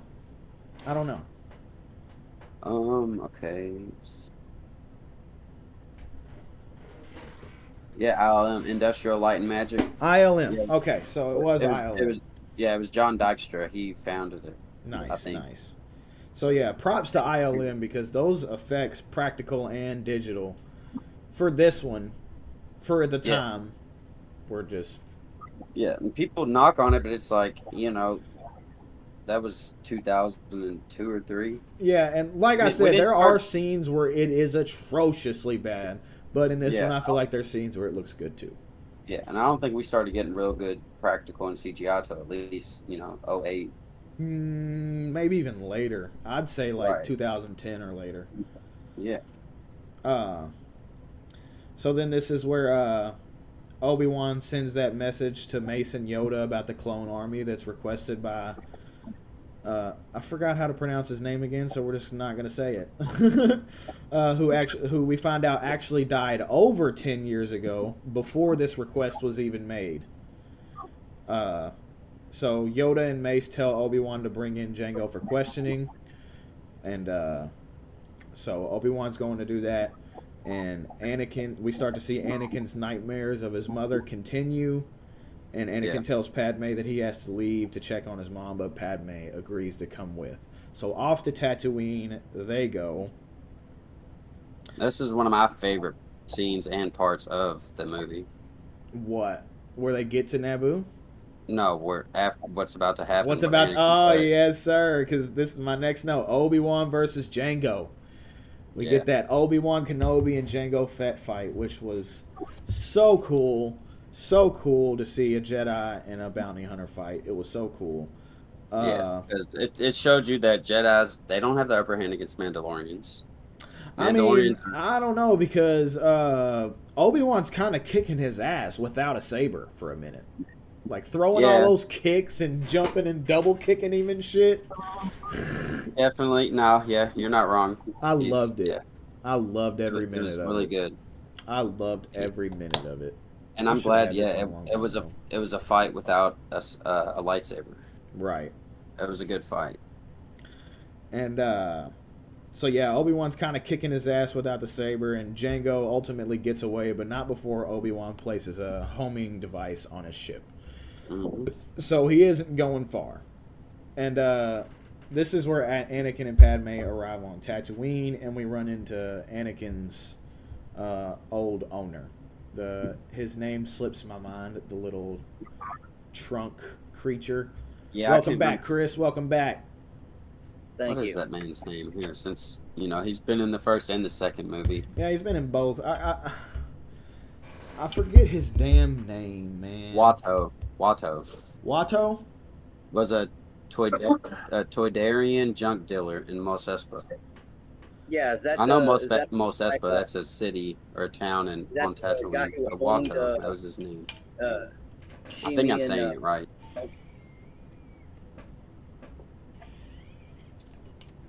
Oh, I was letting y'all talk for a minute, bro. I needed some water. Oh, you're good. is that you talking about Watto, like the little fucking junk dealer that like Yeah, the one that owned Anakin and his mother. Yeah. yeah. Yeah, They the were blue. He flies like a fairy, but he's like a sloth slug looking thing. I don't know. like he looked more like an anteater. Yeah, Yeah. he definitely had that anteater Yeah, trunk. yeah, he's got the anteater snout and body, kinda, and then he's just got wings. He flies around, but he's got the beer belly too and everything. I don't know. Right. And Anakin asked him about his mom, and And he says he sold her, yeah. right? And as soon as he recognizes Anakin, I love how he just right away is like, "Man, there's some people that fucking owe me money, man. Can you go handle that Yeah. for me?" He's like Annie. He's like, wow. He's like Annie, you're here. Wow. Can A you help me? Jedi, Nah. wow. You think you can help me with these deadbeats who owe me some money? Right. Poor guy's down on his luck is all.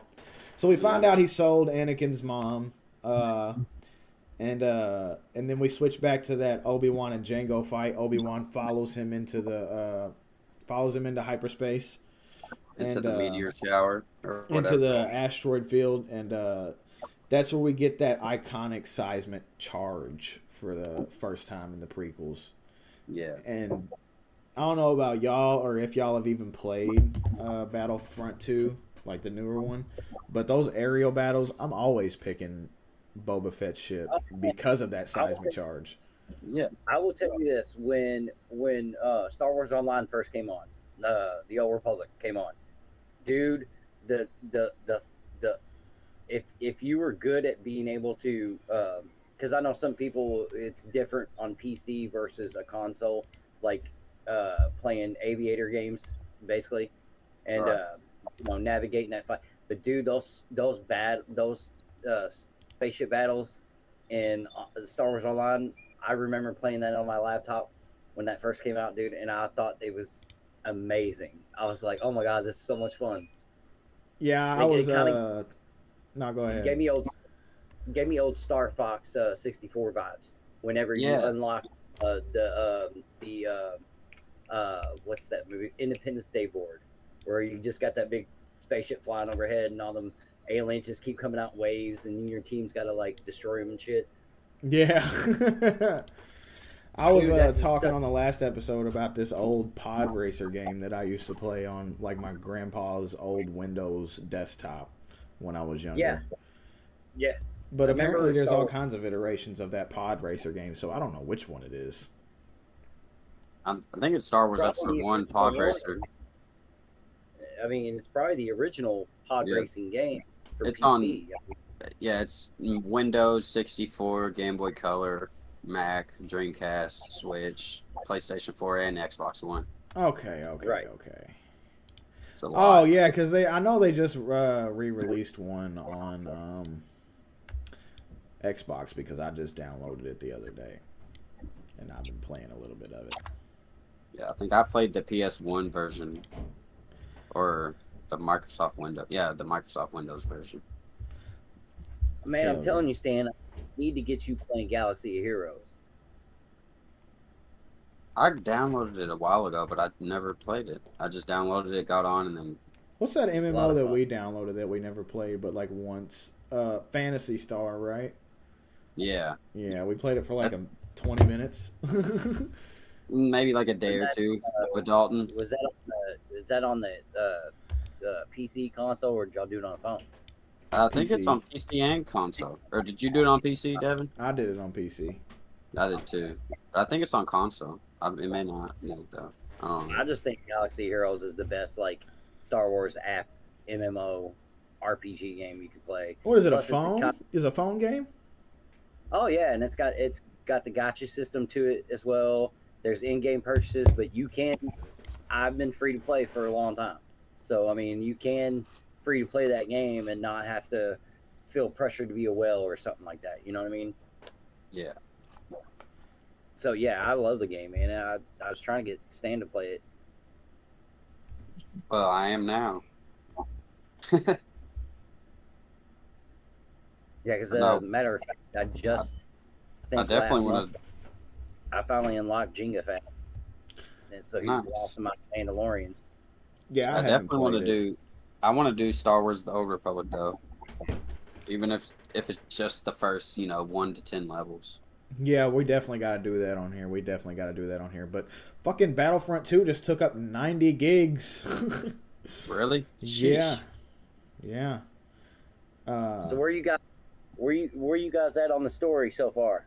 We're at the asteroid field fight between After the Obi-Wan Camino, and Django.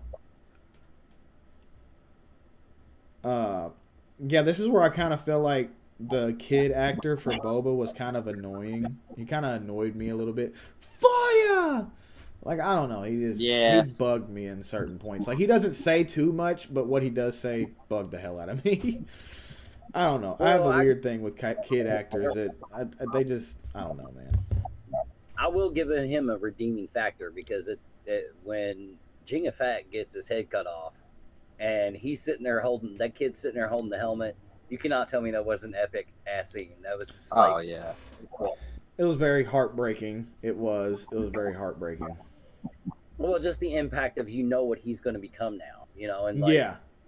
and having that story come first, with like his pain that puts him where he's going to end up being in for or 5 and 6, Right. So to me, that was the best redeeming quality of the kid actor playing a kid Boba Fett was when they did the arena and that happened. Right. That arena scene is, when we get to it, that's one of my favorite moments in Star Wars. So Jango thinks he killed Obi-Wan, but Obi outsmarted him and released canisters to kind of stop that missile, and he hides on the side of that asteroid until Jango Fett kind of gets out of the area. And once he's out of the area, Obi-Wan descends on, we found out that planet is Geonosis, and notices an unusual concentration of Federation ships. Yep. And then Federation. yeah, my next note is goddamn only halfway through this shit. And what's funny about that is because I didn't type that. I think I had used the speech to text from my last note for some reason, and I just forgot to turn it off and say, God damn, I'm only halfway through this shit. That's my 75th note. No, and it sounds like we're about halfway through with the movie. Yeah, we're actually very close to being done. We don't got that much Yeah, longer we're to go. actually getting toward. Once we get to the arena fight, I mean, that's basically. Yeah, that's pretty much the end. And then we run into C-3PO again, and he's not naked anymore. His parts aren't showing. He's ascended in life, and he's living with whoa, what the hell? Where did my shit go? He's living with good old Owen Lars and Baru, which is I love those two specifically for that role. I loved him in Obi-Wan when they came back. I feel like that was the same female actress, right? That played Baru? Yeah. I thought so. The same. Yeah, I loved them when they came back for Obi-Wan Kenobi, the series, and I don't know. I feel like they fit those characters well. Like, I actually believed they were the younger versions of the original actor and actresses. And they lived through that on Tatooine. Yeah, definitely. And we start to see that Padme is like, this is where we see that she's dressing very similar to Leia with that white outfit. She's giving off real Leia vibes with that outfit, in my opinion. A nice callback, definitely. A nice callback for sure. And we meet Shmi's husband, which is Anakin's mom's husband. And he's like got no leg. He's all beat up, and he's an older gentleman. And he informs Anakin that Shmi was taken by Tusken Raiders one night on her way home. And they went looking for her with 30 men and came back with 4 and 1 leg short, unfortunately. So yeah, Tusken Raiders are some savages. Definitely. And they were always savages all the way up until the Boba Fett series when they kind of gave them some depth. Yeah, some they did. depth. Oh, I've got a theory about that whole thing. What's your theory? Go ahead, spit it out. What is it? So, if you think about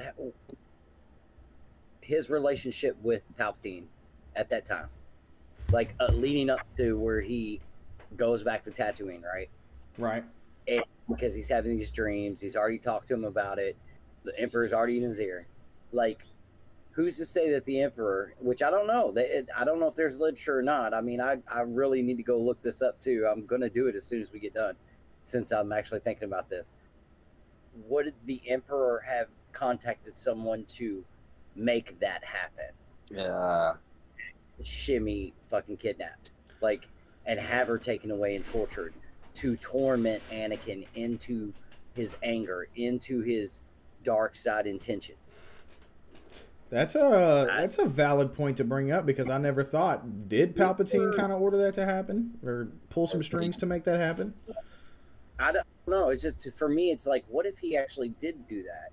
If that, even if that's not canon, or if no one's ever said how that really happened, other than that's the way it happened, is the way we saw it. But what if he did? Hey, if it hasn't been explained, then that's my headcanon now.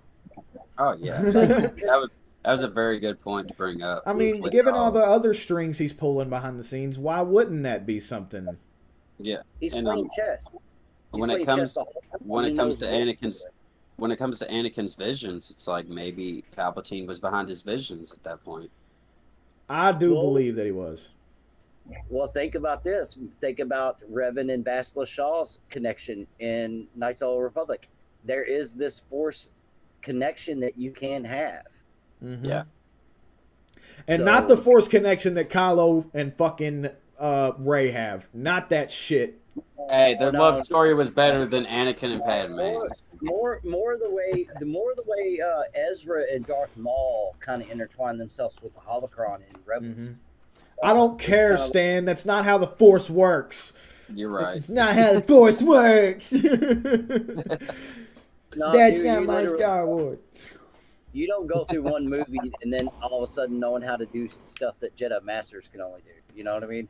Yeah, Right, dude. so- Like Mark Hamill said, she didn't even train on Dagobah. Right.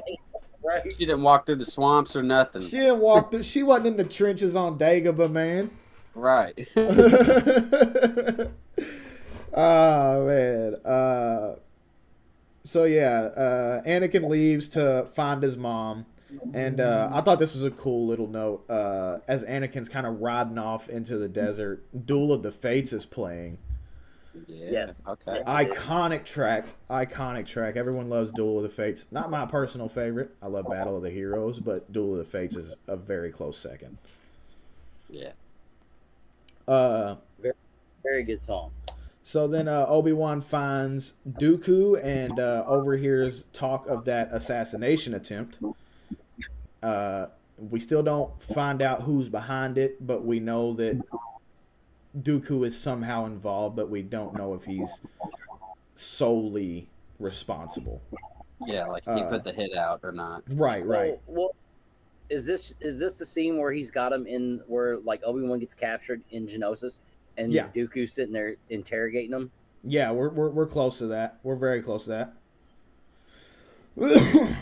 We're on the part where Count Dooku, he's having that meeting at the table with all the leaders, and he's set up like treaties and alliances to combine droid armies to overwhelm the Jedi Order and force the Republic into submission.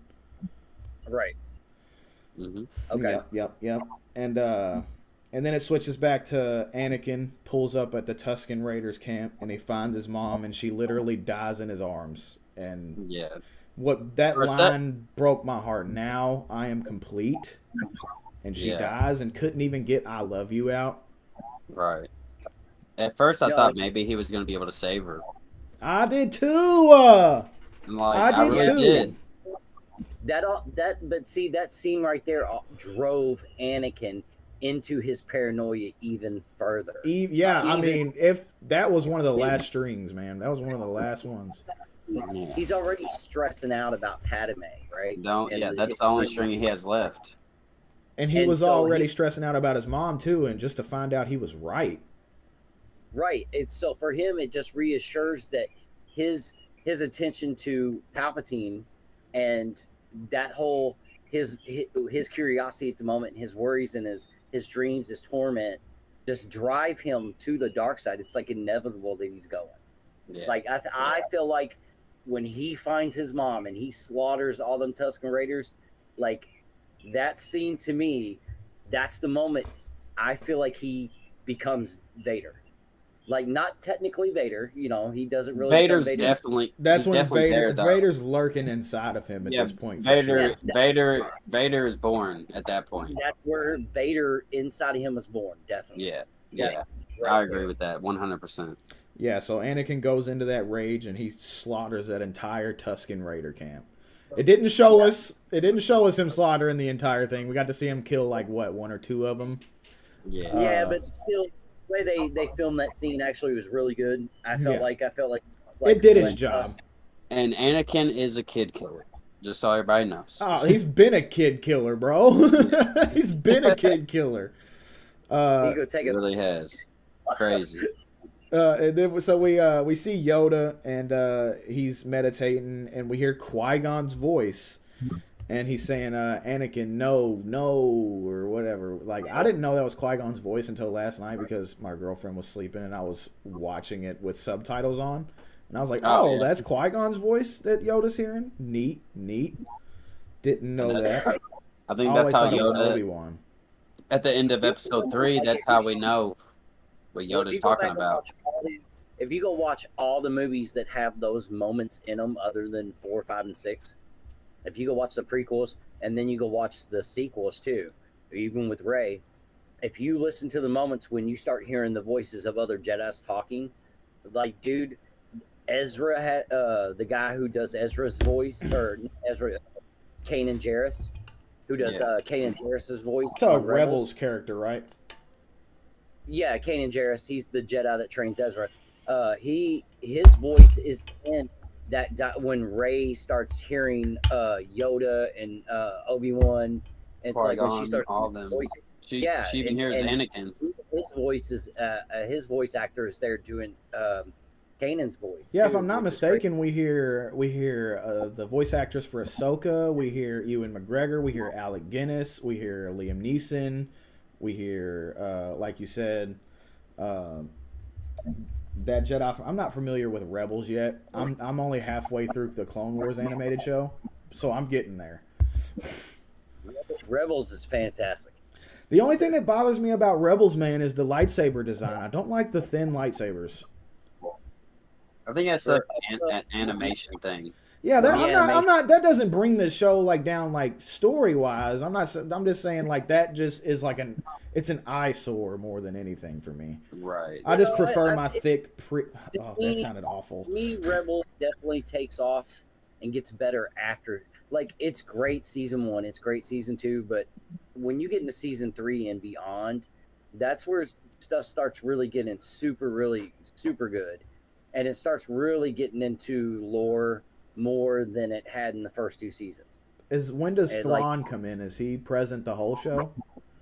Yeah, he comes in season 3.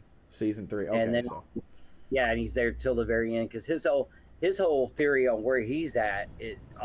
The thing is with the new Ahsoka show, even with the Mandalorian right now, what Dave Filoni's doing is he's going to take all that, and I don't think it's going to be like Rebels the movie, but I think the way these series are going to wrap into, they're going to close those doors. We're going to find out what happened to Ezra. We're going to find out what happens to him and Thrawn after those big beasts take him off at the end. And dude, it's like there's this you need to watch Rebels is all I'm gonna say. I'm going to. I'm definitely going to. There's some mystic Jedi stuff and Universal stuff going on there too, where you get into the other world, the other realm, in between realms, and it gets a little freaky. That's but like it's- the multiverse for Star Wars, right? Yeah, basically. Yeah. Yep. Stan, through have the- you seen Rebels?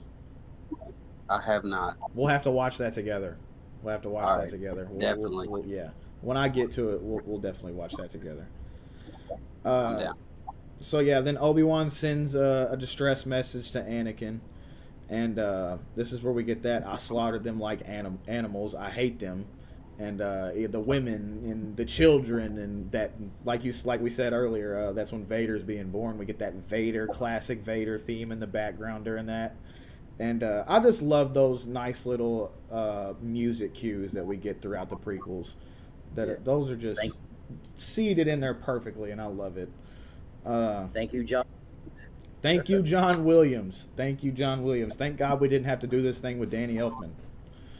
No, John Williams is the score of Star Wars. He is Always will the be. music of Star Wars. Okay. And unfortunately, I think he said he's done with Star Wars. I don't think Yeah, he's going he to do is. another one, He is, which is going to but definitely I mean, take away some of the magic.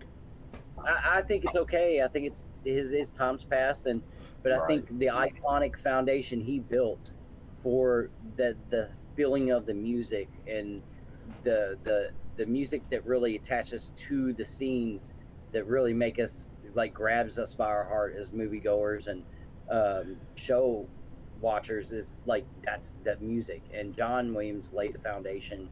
Not only with that, he did with Indiana Jones. He did with so much. So much. I think he did the original Superman with Christopher Reeves. I mean, He did. Yeah, I mean, he just his scores. His stamp is on a lot of iconic shit. Oh yes, sir. I don't know Wars if y'all is know much about like when it comes to composers or whatever, but if y'all could pick one composer to take over for Star Wars, to take over for John Williams, who would it be? Who did the theme song for Marvel when the Avengers came out? When like not just Avengers, but The that. Yeah, I might give him a shot. Okay. Let me see. Let me see who that is. Who composed?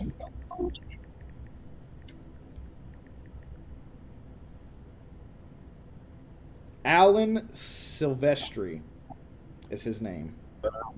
And he did the music for all the Avengers movies and a lot of the Marvel movies. Yeah, I mean, I'll give him a shot. Yeah, I think he'd be a good fit. Stan, what do you think? You got an opinion on this? Not on that, but if we're going composer-wise, I would definitely pick like Glenn Stafford or Russell Brower from the World of Warcraft Wrath of the Lich King expansion. Right. Okay. Yeah. Okay. Oh, that's a nice pick too. I'll say when it comes to Star Wars composers, I'm not too familiar, but with that, I am. And they make beautiful soundtracks. I may be in the minority here in thinking this particular cat would fit Star Wars, but I think Hans Zimmer would. Oh, okay, yeah. Well. I could agree with that, definitely. I think Hans Zimmer would work very well. I love Hans Zimmer's work. I love everything he's done from Interstellar to the DC movies. I love Hans Zimmer. Yeah, I agree with that 100%. Yeah, he's a really good composer. He sure is. So yeah, next we got I put that Padme really calms Anakin down. Like Padme is literally that last thing holding Anakin together, and we see that in that scene where he's talking about slaughtering the Tusken Raiders. Yeah, she knows she can't stop him. Yeah. But she's there for him, whatever he chooses at this point. Right. And we get Shmi's funeral, where Anakin kind of falls down to his knees and he feels he's at fault that she died. And it's because he wasn't strong enough, and he promises to never fail her again. And another one of those, he's fed up, man. He's fed the fuck up, and he's starting to turn into Vader. So Anakin finally receives Obi-Wan's message that Obi-Wan sent him on Geonosis. And it reveals that Viceroy Gunray is behind the assassination attempts on Padme. Oh, you're right. So this is where Anakin and Padme are standing in the ship, right? Right. With R2. Yeah, that's right. Yeah. So like we were talking about earlier, we were trying to remember who the hell put the hit out on Padme. It was Viceroy Gunray, the Trade Federation guys. Newt. Right. I think you say his first name, Newt, like Newt. Or it's Nute, so Newt Gunray. Yeah. Yeah. Newt Gunray. Right. And Mace orders Anakin to stay put and protect Padme while the rest of the council deals with Dooku and goes to save Obi-Wan. And Padme's like, nah, fuck that. I'm going to save Obi-Wan, and if you're protecting me, you're coming wherever I'm going. Right. Mhm. And That's a leash again. That's the leash. that's that leash again. That's that leash again. And then this is where we get the scene where we got a couple of the Senate members discussing in Palpatine's office. They say this is a crisis and the Senate must vote the Chancellor emergency powers so he can then approve the creation of an army. And that's where we're starting to see that Palpatine's got his dirty little fingers in a lot of shit. Yeah, a lot more shit than what we were told, definitely. Yeah. Well, I mean, by this point, he's already been planning his surrection into everything to take it over. He's already at least, I want to say 8 to 10 years in. Yeah. Like he's already got some 4-year campaigns going on, man. Mm-hmm. Dever, hot dogs in the chat. What's up, my guy? Dogs. Welcome to the temple, Dever. Welcome to the temple. We're talking about your favorite Star Wars movies, Attack of the Clones. Yeah. We're talking about your favorite entry in the Star Wars franchise, bro. So yeah. This is where we find out that Obi-Wan gets captured in the midst of sending that message to everybody, and Dooku kind of walks in his little where he's being held captive, and they conversate, and Dooku's kind of being a smart ass playing coy, and I just love it. Like he's like, I don't know anything. I'll petition to get you released right away. Yeah, right. I love Dooku's attitude. He's kind of like he eases into join me. You know what I mean? Yeah. He eases into like come on my side because all this other shit's kind of I'm gonna spit my philosophy to you real quick. You know. And that's another thing I really like about Dooku is that he's not really on anybody's side. He's like, fuck the Jedi, fuck Sidious. I know I can. If you join me, we can destroy the Sith together, and do it my way. I actually think Dooku's nature was more of a gray Jedi nature. I agree. I agree. Right, gray Jedi's, and so we're because to be honest, the original Jedi teachings, which hopefully this Dawn of the Jedi movie is going to be amazing, is when Jedi first form their religion, they're not opposed to using the dark side. They practice a system of balance where you have to kind of dive into your dark side. You have to dive into your light side and keep this balance between you in the Force. Mm-hmm. And if you go on through history with Star Wars, you'll notice that the Jedi stray away from that. Yeah. Great. And that's kind of how Mace was. Like, Mace dwindled in the dark and the light side, but I feel like he was too into the Republic political side of the Jedi Order. Right. So he wasn't a great Jedi. He was a Jedi, but... Right. And, and to me, Qui-Gon was a straight light user. I mean, you have your various theories, but anyway, to move on, Dooku, I felt like he was about himself. Yeah.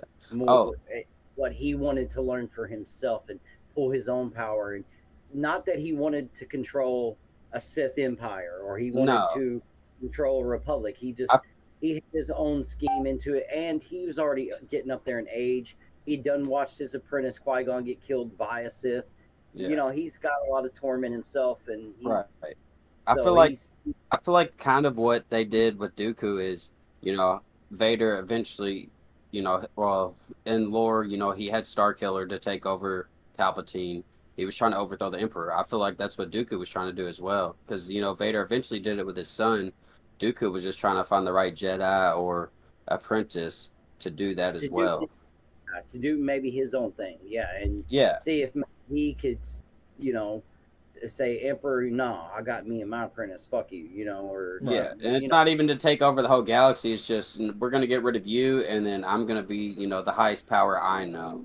Mm-hmm. I'm the top dog, but where his ambitions ultimately would have been, or whether they were talked about in the book or not, who knows? But right. So to move on, we see that Dooku, he says that he misses Qui-Gon and that Qui-Gon spoke very highly of Obi-Wan, and he feels that Qui-Gon would have sided with him and tells Obi about Darth Sidious and is basically gives it up like Darth Sidious has a hold on everybody, and Obi-Wan's kind of oblivious to the fact. He's like, nah, we would know about that. We would know about that. He's like, I don't think so. Y'all just smart as you are. They didn't know anything. I know that much. Yeah, and so this is where we get that scene where they're all, how they discuss on the platforms that are floating around the Senate or whatever.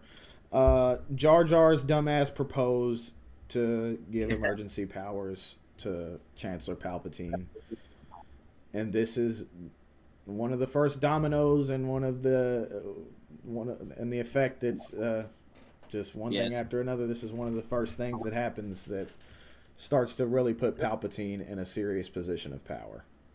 Yeah, dude, this was the domino. Yeah, this was the domino.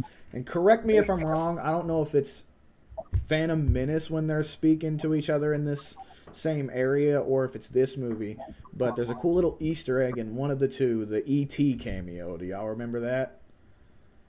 I don't. No, I'll have to look that up. There's an E.T. cameo in one of the Phantom Menace or Attack of the Clones. I can't remember which one. It's slipping my mind right now. But if you pause at the right moment on one of the platforms, it's three aliens that are the same species as E.T. Kind of George Lucas, just giving a shout out to Steven cool. Spielberg.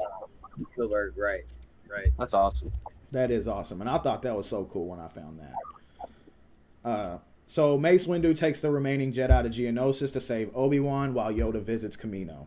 And Adme and Padme arrive on Geonosis themselves.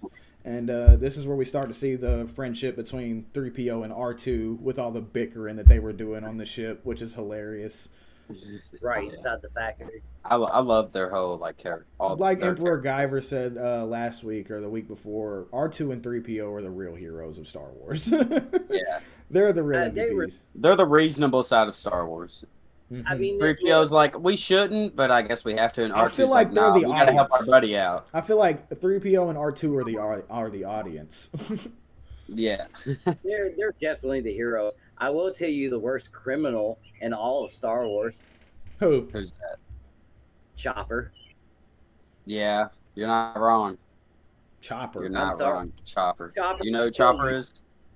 Chopper's hacked in so many systems. He's killed so many people. He's from Star Wars. He's from Rebels. He's his name is C110P, or I don't know how you pronounce it, but yeah, I have no idea. Never heard of him. Chopper's great. He's one of the main characters in Rebels. Okay. Am I right, Chris? Yeah. He's Okay. part of the Ghost. So I'll learn more about him when me and Stan get into Rebels. Right, yeah. But Chris has told me a little bit about Chopper, and he sounds like a bad droid, like a bad just motherfucker. to fall back to the droids, as far as C-3PO and R2, the reason I just brought up Chopper is because droids, they tend to just play such iconic roles in Star Wars. Yeah. Especially in this movie when you see R2 and C-3PO go through the factory, and the comedy they have. You start to see them develop again, from where you know them from before, and it just the way they do droids is fantastic. Yeah. Right. And Devin, right. for us that don't know anything about Chopper, is he's actually a more dangerous opponent in combat. He has combat functionality where R2 doesn't, or he has better combat functionality. So is he an R2 unit? I think he is, but he just has that extra, I don't know, that card in him or whatever, that digital mainframe where he's a combat droid. Well, he's more like an R5. He's like an R5 Okay. D4. He's more like R5 from Mando. Okay. So he's got more of that trash can look. Yeah. His top looks more like R5. He's still got the shell kind of like R2. And the R5, the way they're designed with the two legs. Yeah, he's designed the same as R2, but he doesn't look anything like R2. he doesn't have the Okay. dome though. That's like Chopper doesn't have the dome. Yeah, Chopper has like a wider, it's like a little bit wider R5 top. yeah, head. it's like a public trash can lid, kind of. Yeah, that's what it reminds me is a trash can. So Anakin and Padme are attacked in a factory assembly line of some sort by the Geonosians, and Padme once again dressed in another one of them badass outfits, just Oh my god. teasing old Anakin. Miss Natalie Portman. Natalie Portman. Oh, everybody's gone. Everybody's gone. No, I'm here. Oh, okay. And then we finally get some real lightsaber action. Anakin pulls out that lightsaber, and he starts fucking some shit up. And a cool little action scene in that little assembly line ensues where Anakin's arm gets trapped on the belt and kind of like gets nailed down or whatever. And Right. he drops his saber. Get the Obi-Wan's gonna kill me line. And eventually he and Padme get captured by Jango Fett. And this is where we get the gladiator scene where Padme finally admits that she loves Anakin since she thinks they're about to die. Right, and they're about to take him out to the arena and shit. Yeah, now that they're about to die, now she's telling dude, okay, I do love you. Yeah, now I get a little giddy and act like I like you. Yeah, I guess since we're about to be fed to creatures or whatever. Right. So they get all chained up and they're about to be lunch for those fucking alien things. Right, along with Obi-Wan. Along with Obi-Wan. And that's where we get this cool little iconic line from Obi-Wan where I was going to name the episode this, where he says, where Anakin told him, we were just trying to come save you. And he's like, good job. Right. I fucking love that. I was so close to naming this episode Good Job just because of that moment. Good job, Anakin. Good job, Anakin. You turned her against me. You turned her against me. You've already done that yourself. You've done that yourself. Y'all have access to the fucking soundboard. Hit it. Oh shit, you're right. I completely forgot about it. For Revenge of the Sith. Okay. Hello there. Hit the liar. Yes. Liar! So, Liar! If anybody's watching this live stream too, y'all better be hitting the like button. Yeah, yeah. Quick break to tell y'all to do that. Anybody watching, if you're in the chat, first of all, thank you for being in the chat. Thank you for kicking it with us. But if you can, Always. go ahead, like, subscribe, comment, share this to all your friends if they like Star Wars, or if they don't like Star Wars, make them like Star Wars and send them this show. Please, thank you. Yes. Please and thank you. And let them know we're here every Wednesday night at 6:30 p.m. So yeah, this is where we get there's a cool little one of the creatures that they send out to kill the three of them is it's like a triceratops type, like a dinosaur looking type creature. And another one of my very early memories of Star Wars, I had a toy of that specific creature. Didn't know it was from Star Wars, but I thought that creature. I always thought that creature's design was cool.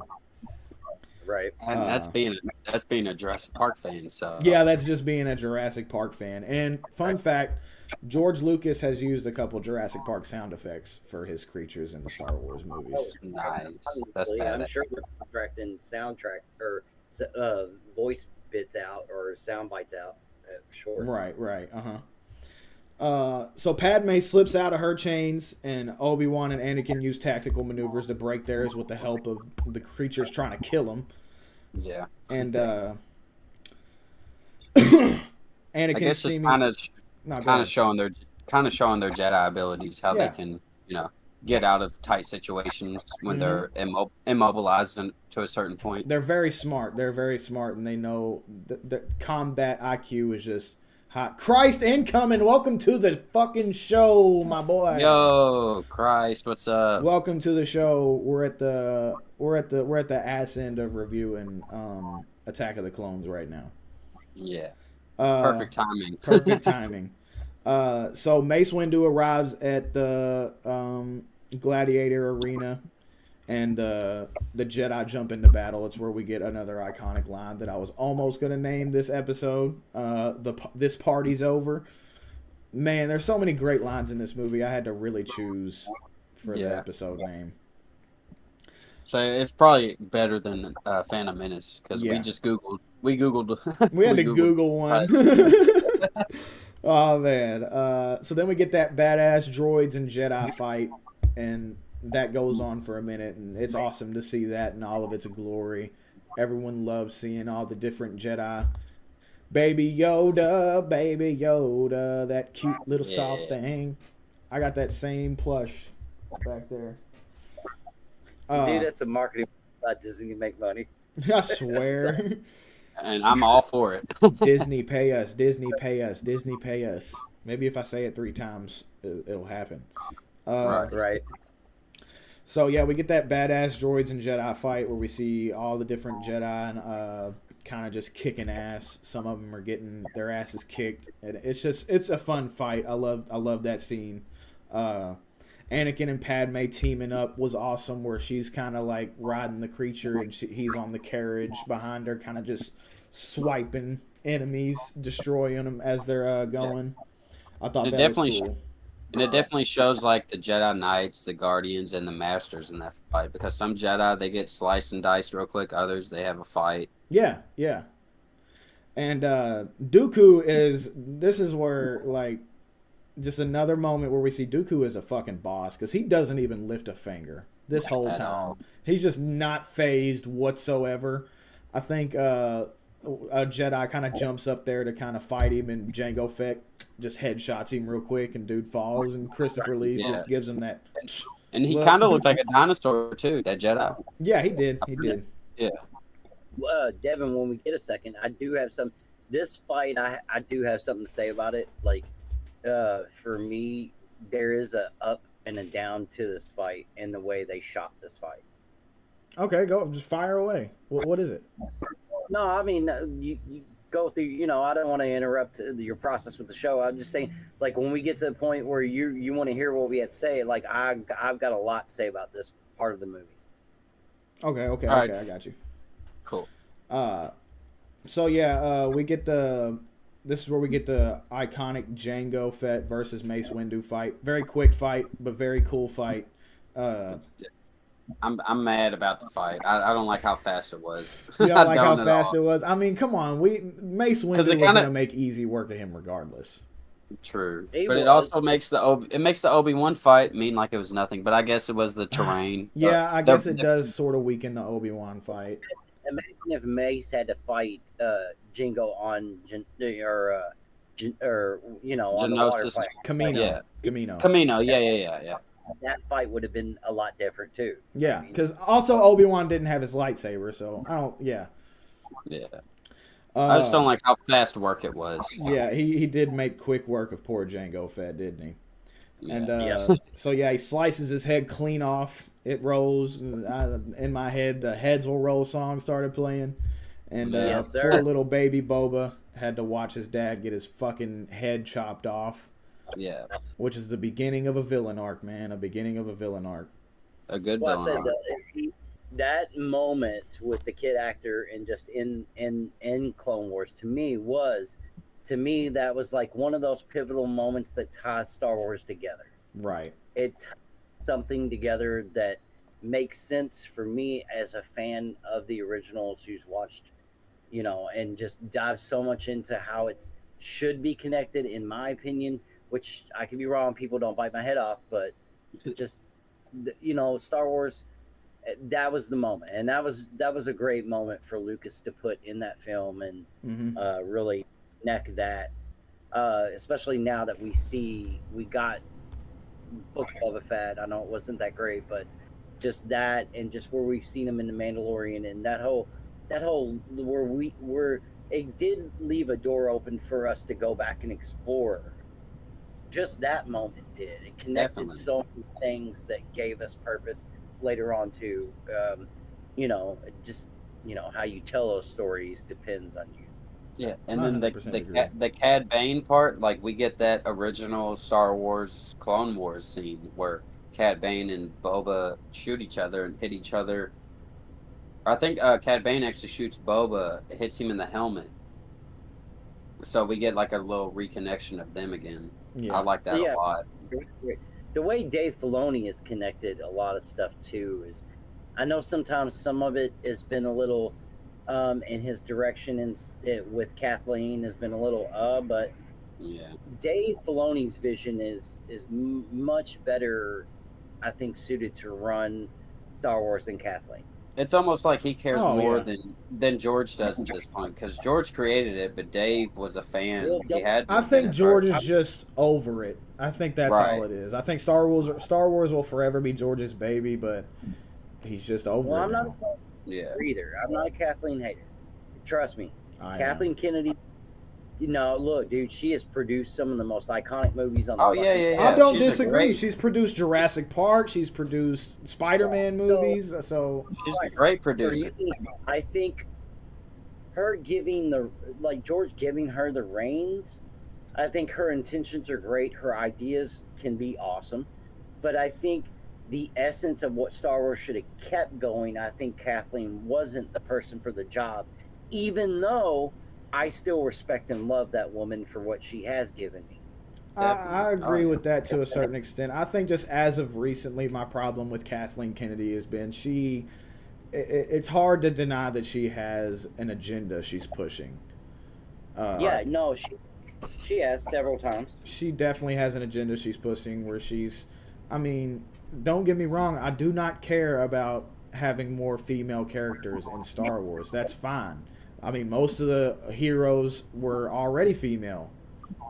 So that's cool. But just like that Star Wars Celebration shit I brought up in episode 1 where Yeah. it was the Acolyte actress and she was like, you could just tell she has no knowledge of Star Wars and she's just there as a feminism thing, and I feel and that's that's all one- part of Kathleen. That's one thing Kennedy's I love about Daisy Ridley. Like, she loves Rey. She loves Star Wars. That's so. what I'm saying. I love the female heroes we have. Leia is Yeah. amazing. Padme, Leia, Padme, fucking Rey, Rey. Ahsoka, all of them. Ahsoka is They're- literally one of the coolest characters in Star I Wars. cannot wait for that show. I can't either. I can't either. I'm so ready. All right, let's get. Go ahead, Chris. Are we at the end of the fight now? Yeah, so let's get back into this. We're real quick. almost at the end of the fight. We got a quick little line where another cool line I was gonna name the show where Anakin says something along the lines of, "Is this a political discussion for you?" And she's like, "More like aggressive negotiations." Yeah, okay. I do remember that. That was awesome. Is the Obi-Wan? Yeah, and Yeah. we see a little bit more of 3PO and R2's comedic banter, and the shit 3PO was saying where R2 kind of like hooked onto his head and pulled it off and was dragging him, and he's like, "This is such a drag," and then he pulls up to next to his body, he's like, "I'm literally quite beside myself." Yeah. That shit literally, it actually made me laugh. Uh-oh, we lost Chris. We're losing. Yeah, we lost him. Oh, man. But no, that was a really good scene with the R2 and C3. Every scene with them is amazing. It's just that. And we're literally at the part where I was gonna tell him to chime in what he was gonna say. All right.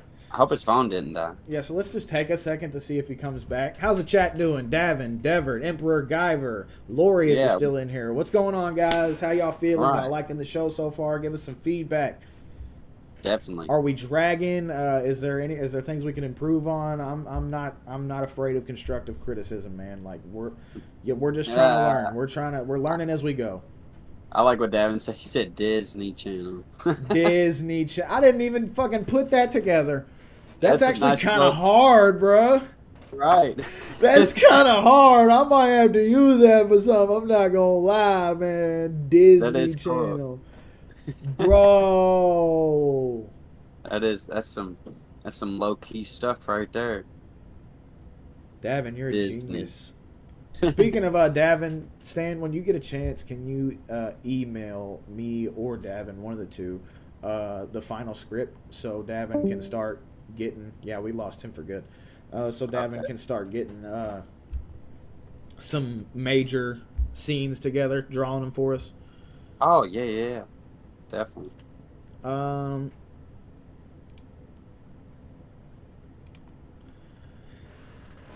I was gonna say the only thing is, yeah, I'll send him the final script right now. But if we do end up changing the story, but I'll go ahead and email him that. Man, I don't want to mess with the cams until he gets back, because if I mess with him, I'm just gonna have to mess with him again. So I'm gonna, Right. I'm gonna I- make y'all I kind of can- just not visible for a second until he gets That's back. fine. So I can try to call him, see if his phone died real quick. Yeah, go ahead. Yeah, it's ringing. So Lori Hines says, we're here. Love you guys. We love you too. We really do. Yeah. Thank you for chilling with us. Yeah. My bad. Had to get food for everyone. No problem.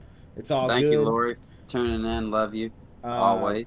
Davin. Yeah, The bows, I think, is what this is. Is he bowing to me? Bowing to you. it's either a Bowing to bow or you, a dab. Maestro. Is that a dab? Is that a dab? It looks like it might be a dab. Yeah, he's I think just that's a dabbing dab. on him. Is Davin dabbing? Davin might be dabbing. Davin might be dabbing. But no, I think Chris' phone's died. Yeah, because it rang once and then went straight to voicemail. Amen. Right.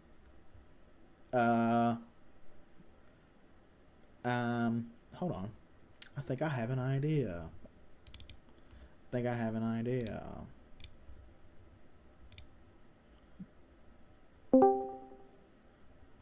Uh-oh. Uh-oh. He might be back. Uh-oh. Yeah, he's back. Welcome Yeah, back. I'm coming back. Your phone died? Yeah. I figured. I called it.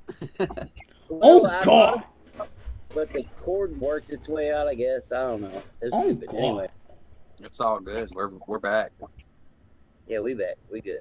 But like I was rushing too. I was like, hurry the fuck up, motherfucker. Back like we never left. Chris, literally the last two streams, my internet disconnected twice, and then the first stream, my computer completely right shut on. off. There he is. Back, We're shit, back. bitches. We're back. Yes, sir.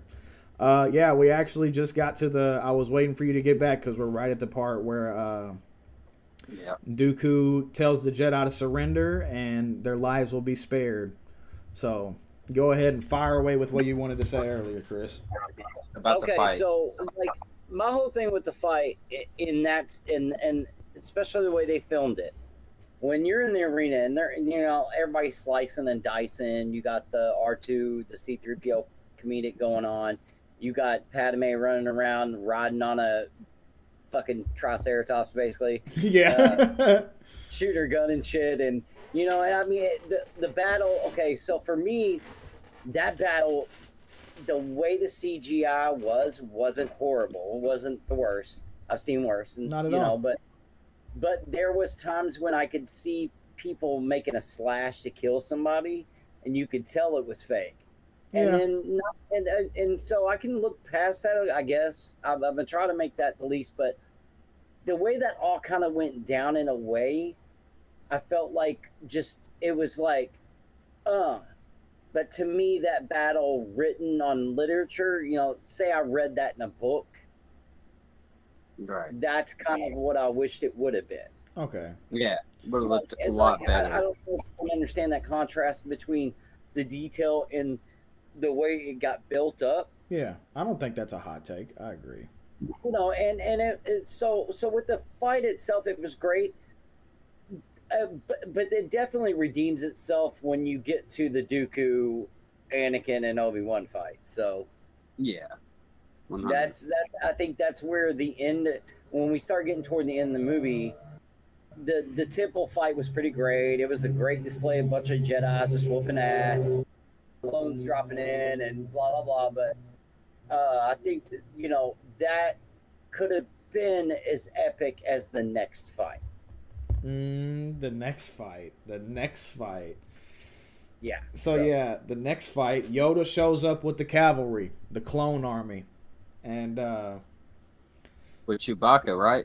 nope, that's Revenge of the Sith. You're right. Yep. Okay, yeah. No Chewie. No Chewie. Well, I don't think that's even Chewie in Revenge of the Sith. I could be wrong. It's no, I think it's his It's either his dad or his brother. Something like that. I think it was a I little know- too early. I know Chewie meets up whenever Yoda goes to leave to go back to Coruscant. That's Chewie, and it's not the one from the Mandalorian, Black Caris. What's his name? I know who you're talking about, the big buff one. Yeah, it's but but that's, it definitely looks like Chewie and a darker Wookiee But with like it's a Chewie's, brunette. I think in that one it's either his dad or his brother. Because if you go look, dude, here's a crazy ass thing about you might not realize. Go look up Zawbars. Okay, go look up his history in Star Wars. You go look up Knights of the Old Republic. Look up Zawbars. You know where his brother was chief and that whole story you go through in the first game and everything. But go look at Chewbacca's, the written stuff about him, his brother, the chiefs, and all that. It's so similar. It's crazy. Okay. It's different. There's a lot of It difference. it might be him. You're not wrong. I'm looking at it right now. But I don't think they're from the same lineage, though, as far as Kashyyyk. I mean, yeah, they're from the same home world, but yeah, they may not be from the same They're from lineage. Kashyyyk, but whether they're from the same lineage of Kashyyyk, sorry. royalty, Kashyyyk, yeah. Yeah. But I don't think they're from the same royalty or same line, like the dominant tribe, because it's all about tribes in some Wookiee And culture. Zalbar, he actually got dishonor to his family. Yeah, but that's because he wouldn't follow somebody else's idea. Right. I And mean, that's honestly really cool lore to get into. Now that I'm So, looking into it. That can be something we look into. Yeah. I'm definitely down for it. So, moving on, I'm going to keep bringing these up because there's so many cool lines in this movie. Almost named the episode this, too. Good call, my young Padawan. My next note is this is so rad. I was obviously having a good time watching this morning. Yeah, no, definitely. Especially taking notes because you're watching it. Yep, because we get ships, droids, clones, Jedi, all that. It's just Star Wars just splurge all over the screen, and it's fucking sick and tight. Especially with the older Annie. Yeah. You know, the story's 10 years in the future. We're getting somewhere. Yeah. So the Geonosians leader sent the Geonosians to hide in the catacombs to protect the Death Star designs from being discovered. Dooku says he will take them straight to his master, which we haven't found out yet, but we do find out in just a second, is Sidious. And then we get that Dooku chase scene where Obi-Wan and Anakin are chasing Dooku while he's on the speeder bike, and they're in the ship. And Padme falls out of the ship, and Anakin demands to lower the ship, but Obi-Wan refuses it. He's like, "What would Padme do?" And he's like, "All right, she'd follow her duty." Right, exactly. So Anakin still does kind of follow orders when it's right, when the time is crucial that he does.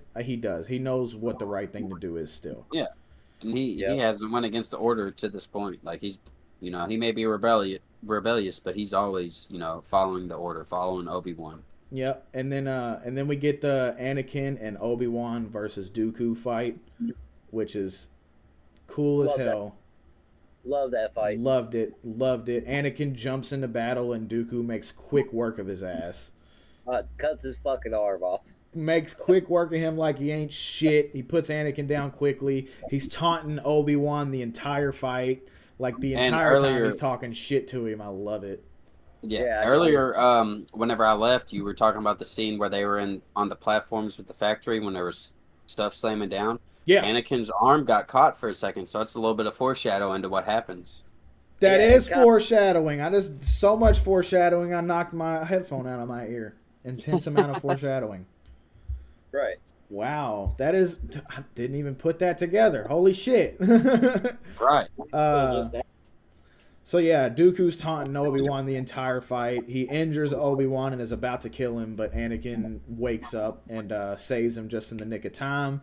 And Obi-Wan kind of just tosses his saber to Anakin, and he's dual wielding the Millennium Falcon, just cruising by.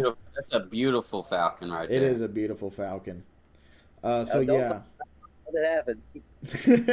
But no, the fight right there where Anakin gets both lightsabers, dude, I thought it was going to be a lot better than what ended up happening. Yeah, because he doesn't have them both for long. He takes a couple swings with both of them, and then one gets knocked out of his hands. Yeah, so he definitely wasn't skilled with the dual wield lightsaber Yep, art style of fighting, but it was still cool to see. Yeah, So we don't see that. I don't think we saw that at all until that happened, unless it was just a little dual wielding sabers in the movies. No, other than because that's just a double sided. I was gonna say Darth Maul, but so dual wielding. I think that is the first time we see it in the main line. So yeah, and then Dooku cuts Anakin's arm off, and he thinks he's won, but then Yoda shows up, and this is my second favorite fight in the entire Star Wars series, right under Obi-Wan and Anakin. Yoda and Dooku. Like, because as a kid, I never expected Yoda to, like, fight. I always thought he was just a cool old Gandalf-type character just to pass off wisdom. My only, Emperor Guyver says, my only grudge is CG Yoda, but I understand the need for it. Obviously understand the need for it because of obviously what he's about to do in this fight. He's fucking flipping and hopping around and jumping off shit, and that's what makes him so cool, though. I love that's a part of his species, too, because Grogu does it. Do you? I can hear you guys now. Oh, you couldn't hear us? Yeah, for a minute, y'all's volume dropped, and I think what happened was my fucking Bluetooth speakers connected, and then I disconnected them again, and then y'all's volume came back. So. Oh, okay, sweet. So we're back in business. Yeah, my bad, dude. I was like, man, I can't hear y'all. Nah, you're good. So Yoda shows up, and they have like a battle with the Force, and they're obviously both intensely skilled with the Force, so there's no like one over the other when it comes to that. So Dooku says this fight will not be won by our knowledge of the Force, but our skill with a lightsaber. And then that's when that badass lightsaber fight ensues. And I just love Yoda fighting. Like I said earlier, him jumping all over the place and shit. That's what makes him so fun to play as in Battlefront 2 too. Because it's so hard for people to fucking like kill you because you're just everywhere. And it's so fun. But Dooku escapes by forcing Yoda to save Obi-Wan and Anakin when he brings down that pillar. And Yoda has to catch it, and Dooku kind of just runs off. And this is where I want to bring up Tales of the Jedi, because Dooku arrives in this little specific area, Chris, if you remember from Tales of the Jedi, in that same little room, and they have the same conversation, and it cuts right before, I want to say, Yaddle walks in. I don't know if this is the same moment, but it's definitely the same area. It's not it's not the same area. They're actually on Coruscant in that area. They do resemble them. No, actually, I do think you're right. You are right. So it is where he goes there for the first time. Okay, now that I remember, he goes there for the first time, and that's where Yaddle like spies and chases him and shit, and figures out what the fuck he's up doing and shit. But that I do think that is Geonosis, and so it might not be in the same room, but you also got to think those structures are all built similar. Yeah, so they look really the same. Another kind of chamber pod in the side of a cliff, or but from because you got to think there are some there's maybe a year. I would probably say Yaddle probably dies maybe before Clone Wars. I would think. I mean, that's just kind of my theory on that, but okay, but it is the same type of structure. They look very similar. As I do remember, she does track him to Geonosis. It is Geonosis where that's and they fight there, and that's where he kills her. Yeah. That does happen on Geonosis. She was actually killed by Count Dooku. Yeah, that's what we're talking about. In Tales of the Jedi, she's killed by Dooku in this same room right. Well, not the same. We don't know if it's the same room, but same looking room that he arrives in to give Sidious the plans for the Death Star at the end of this movie. Which is just a cool little touch, a cool little thing for Tales of the Jedi to do. Yeah. Well, the way they mapped that whole thing out too was pretty good. But Oh, I so mean, she dies in between, episode 2, episode 3, because she's going after Dooku after Qui-Gon Jinn dies. Yeah. right. That's Well, cool. there's that one episode where she's comforting him at the elevator in Tales of the Jedi right after Qui-Gon dies. Like it's right after Qui-Gon's funeral, and uh, Dooku is really like he's super. You could just even see in the animation that That's they probably what turned him, is Completely. Well, his that's apprentice that's what dying. got. Well, that's where I think he was starting to go ahead with his other plans, even though he was like, "I'm gonna cross the Jedi," but screw it.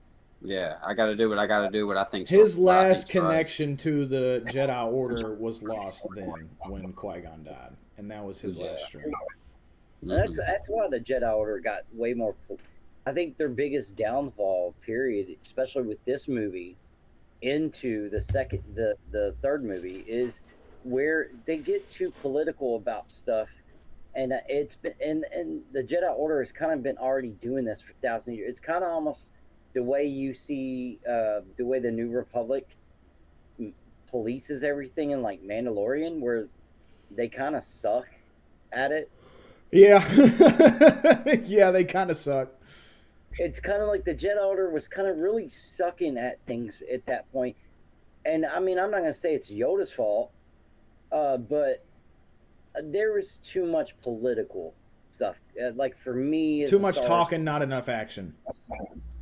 Yeah, there was just too much. The people were too wrapped up in who's who. Yeah. Like, what's your Facebook look like? You know what I'm saying? Right. So, your Star Wars Facebook look like? Let me follow you. So, I think the Jedi Order itself, especially in Attack of Clones, you get to see the weakness with Dooku. Like you get to see like where they are actually weak. Even when Yoda fights him, and he cuts Anakin's arms off, it's like you see that the Jedi are not that strong as you think they are. Yeah. Not compared to the Sith. They're Hell. very vulnerable. That is true. Yeah, and maybe that's just through the changing of the teachings from the old ways or what. That's a speculation, but Dooku really kind of like masterminds a whole lot for Sidious too. Oh yeah. Oh yeah. Oh yeah. So we arrive at the end of the movie. Everyone's home safe for now. Obi-Wan says this wouldn't have been a victory without the clone army or whatever, and Yoda's like, nah, this was no victory. Begun the Clone War has. Ah, he said it. He said it. He said the name of the episode. He said it. It's the name of the episode. And then That's and a then- deep thing to say. Yep, that's a deep cut. And Anakin and Padme secretly they're secretly getting married, right? They're married. They're getting married Yeah. on Naboo. Mm-hmm. And my last note is that kiss looked really forced at that ceremony. Neither one of them looked into it. But yeah, apparently they're married now, and we get the there it is. That's Attack of the Clones. That's Attack of the Clones. So real quickly, all three of us, I want to know what out of 10, what do y'all give Attack of the Clones?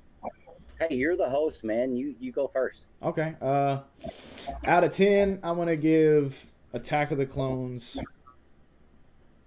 a 6, a solid 6, slightly above average, but nothing too special.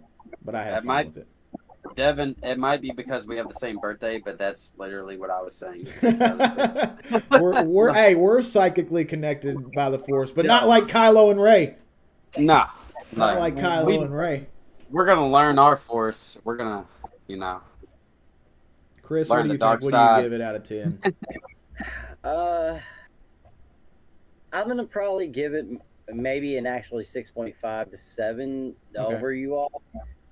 Only because as much as I hate on this movie, because I do hate on this movie a little bit, I think the dialogue between Padme, like I said, with that sucks. Mm-hmm. But some of the political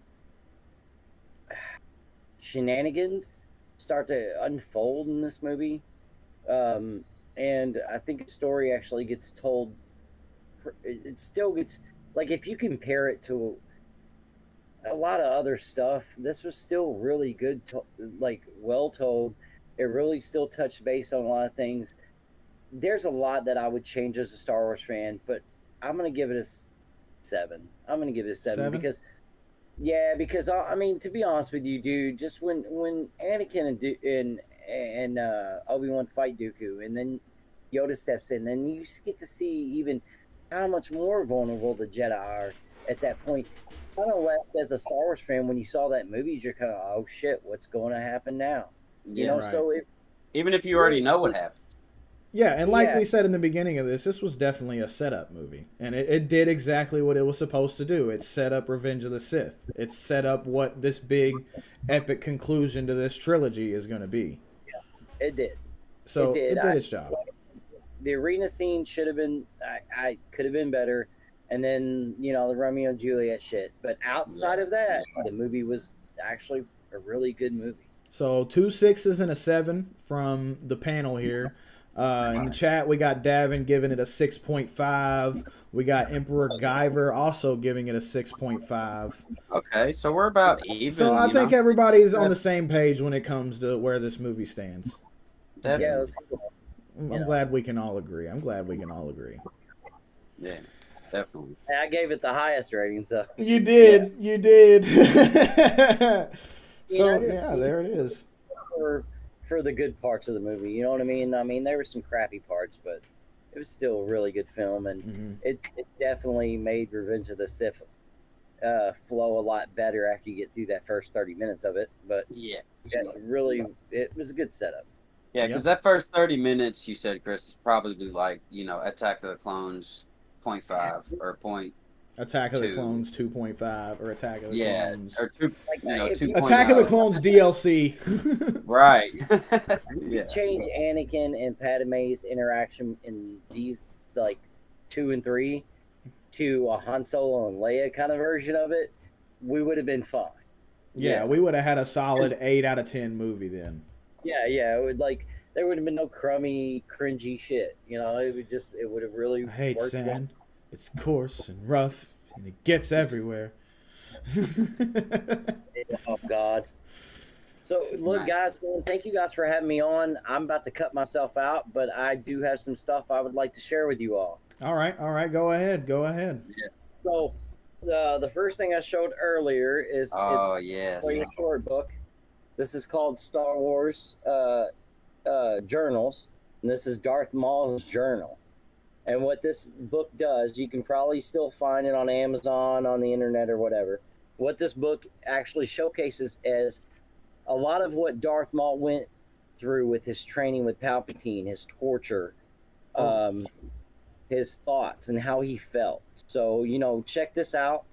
It's, like I said, it's called Star Wars Episode 1 Journal, Darth Maul. It's a Scholastics book. Actually, I think this was actually sold at like your elementary book fair. Hell yeah. Okay. Hell You can yeah. probably- Stan, we need to read that because we were just talking last episode about what was his upbringing, what was going through Yeah. Darth Maul's head during this Exactly. time. And there it is. Yeah. Right there. That's awesome. Question to your answer right here. So, Hell Right. yeah. Okay. Thank you, Chris. look, Thank you. It's a short read too, so it doesn't take long to read. You could probably do it tonight easily. Yeah. Second off is you guys wanted to touch a little base on the 3-book series by Timothy Zahn. This is book 9 that I have here. This is the last book in the series. This Last book is Command. great, but I'm gonna go ahead and just spit off a little bit of it because I don't want to get into spoilers. Actually, you guys need to check this out before you do a video on it. Oh yeah, Okay. for sure. So what this book, especially in the very back of it, gives you a timeline. So if you guys haven't read Shadows of the Empire, which takes place between Empire Strikes Back and Return of the Jedi, Right. that is probably my favorite Star Wars book of all time. No, that's the first book series that we're gonna get into. We're gonna go through the Thrawn trilogy. Battle of the Empire was such an amazing book. Like, there's this one scene where Lando, Luke, and Chewbacca are in the sewers of Coruscant, and they make like Chewbacca climb up in the sewer hole first, and it's probably the first time I ever like was crying laughing at a book. Because I was dying, dude. I was dying. I was like, because I could see it in my head. I could see the whole scene because I'd already seen them all three interact in the films before. So I was like, Yeah. It was like, oh my god, that's Chewbacca's hilarious. over like, do I really need to do this? Like, Chewie, go. He's like, I don't want to go. It's like, Chewie, go. But what I want to give you guys is there's 2.5 years after Return of the Jedi, you get into a book series called the X-Wing series. I don't know if you guys heard about that, and then Rogue Squadron. Those are great. Okay, so Rogue Squadron, I do have this. I don't know if that has anything to do, but that's what it's called. Right. Well, I don't know if it's the same book or not, but hands-on. Well, there's books and there is comics for both of those. So.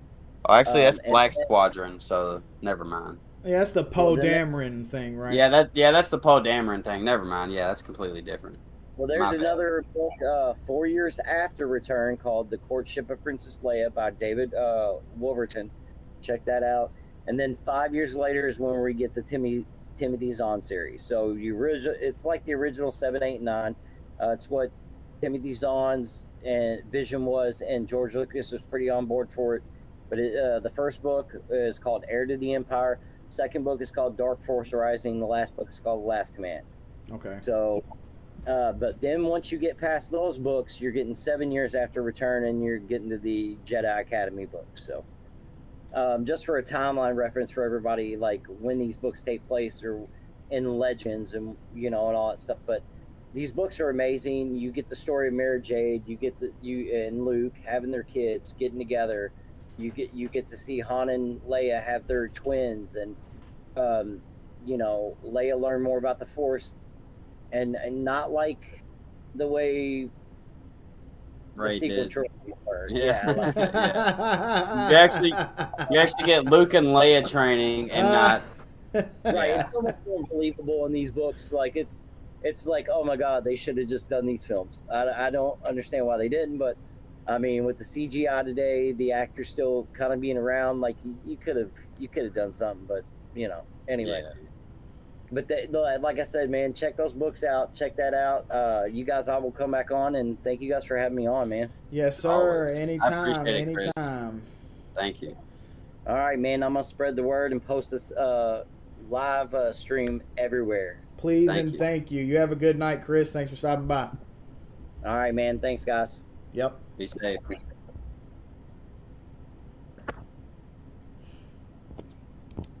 Well, Missile Stan. Well, what's up?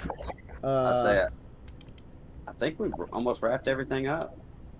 Yeah, we went through the entirety of Attack of the Clones.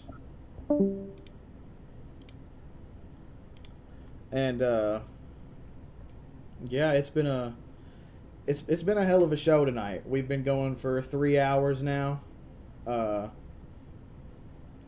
I'm cool with ending it here. I'm cool with heading over to a video game. I say we let the chat decide. What do you think? Yeah, no, I'm down. Chat, too. what do y'all want to call it a night? And y'all want to call it a night, or y'all want to play some Star Wars video games? Go ahead and let us know. Let us know. I think Chris was an awesome guest. I think we're gonna have a good time bringing him on again. Oh yeah, 100%. He definitely helps out a lot. Like, he has good input and everything. Yeah, he does. Yeah, he does. He knows his stuff for sure. He Right. knows his stuff. Yeah.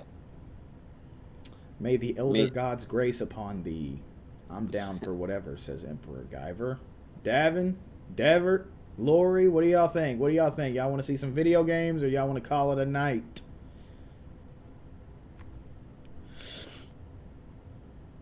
Oh, no wings. What's No up? Love you, wings. buddy. Love you, buddy. Thanks for being here. What do what do you think? You think we should call it a night? You think we should play some video games, man?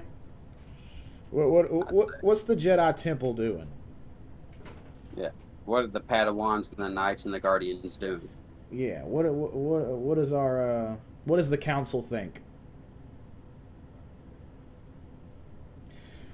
You like the new setup, Stan, of the chatting screens? Yeah, I like it a lot. I like the little subscribe thing at the top. I want to have more guests on too. Oh yeah, Chris- me too. Chris is definitely gonna be a recurring guest. Play some games. Play some games. We're getting games. All right. So we can play The Force Unleashed, or we can play Battlefront 2. I'm down for whatever. I would say we can start off right after the Dark Desolace. Yeah, just or play another mission right quick. We can do another mission, or we can go into Battlefront 2, whichever. What does the chat think? We're gonna ask y'all one more question: Battlefront 2 or The Force Unleashed? What are we doing? It's up to the chat. Honestly, I'll be right back though. Yeah, go ahead. Go ahead.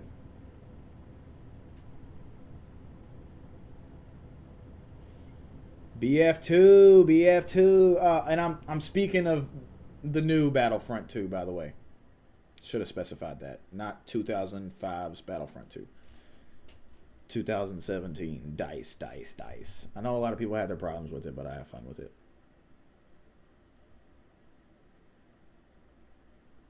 Decisions. Do it. BF2.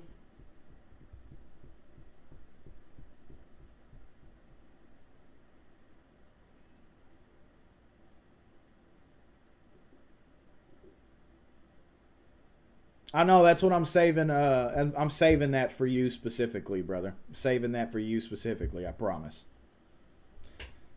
And I've decided we're gonna play the PS2 versions of the Lego games. BF2 because The Force Unleashed is too simple, and the controls on that game are pissing me off. All right, so Battlefront 2 it is. I'm gonna go ahead and take me and Stan over to the game room.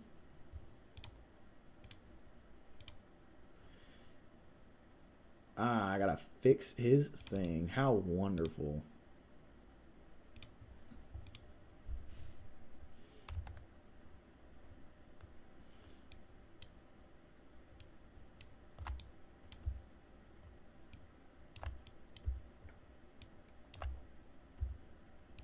Fuck, gotta fidget.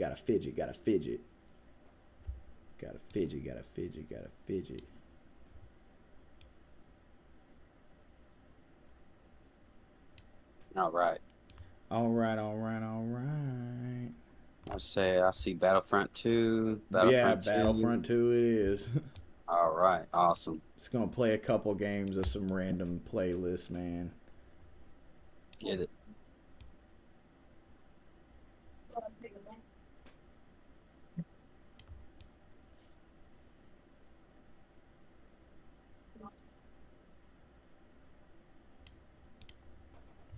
Okay. All right, let me get it all pulled up. You hear me?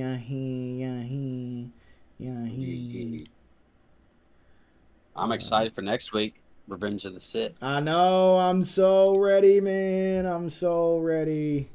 We get to close the Skywalker chapter for the most part. The prequels at least.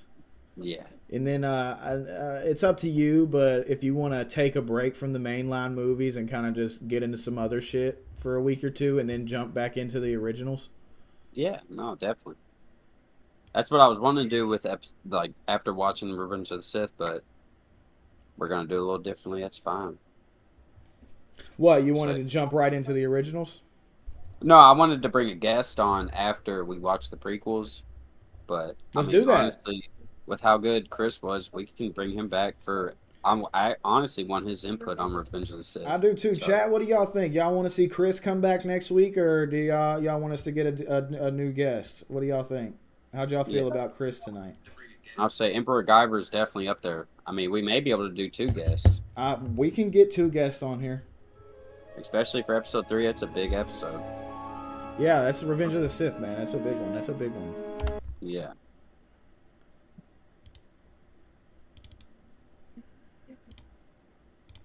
MacGyver said, "I'm playing Tears of the Kingdom at the same time." I haven't heard of that. Tears of the Kingdom. Have you heard of that? Nah, that doesn't sound familiar to me. Right. See what that's all about. Oh, it's Zelda. It's the new Zelda game, I guess. Yeah. Okay. See, I'm not too big of a Zelda fan, but I do respect the, the lineage and the fan base. What is going on with my game capture here? I'm not sure. Not on the end, buddy. I know. Right. I don't know what's going on here. And so Davin said, yeah. He said Chris was, so he was killing it. Emperor Guyver said Chris is definitely a great addition. Then Davin said the new Zelda's dope. Yeah. Awesome. Man, I love the fact you guys are in here every week. Thank you. Same. I'm trying to figure out why it's not letting me. It's like acting funny. Lori said, bring Chris back, but add Emperor Guyver. Yeah, no, Emperor Guyver definitely had a lot of input on stuff. I definitely want to bring him on. I want to bring Emperor Guyver on. Guyver. Emperor Guyver on for sure. Yes. Imagine we bring him on and he's just in the dark in a hood talking like Darth Sidious. That'd be cool. Davin said on Christ. On Christ. Shout Oh out to no, what is going on? Battlefront 2 servers are unavailable. EA servers are unavailable. Oh no, I'm connected. Yeah. I just gotta figure out how to get this pulled up on stream here. I've never had this issue.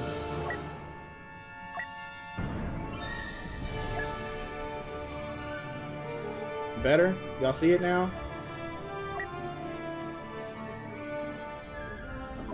I see us. Yeah, we look good on the game room. I see the game connecting in. Okay. My camera go off again. No, your camera's still on. This might be too much on my PC, man. I'm not gonna lie. Shit.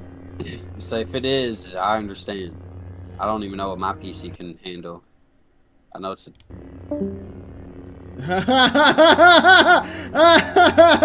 Oh my god, bro, no. Oh, fuck.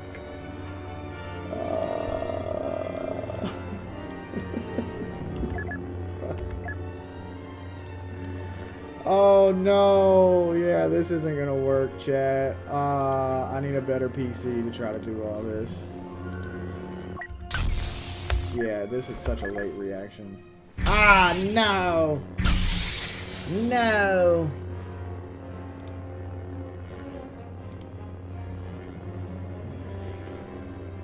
It won't even let me quit it, y'all. I can't even quit the application.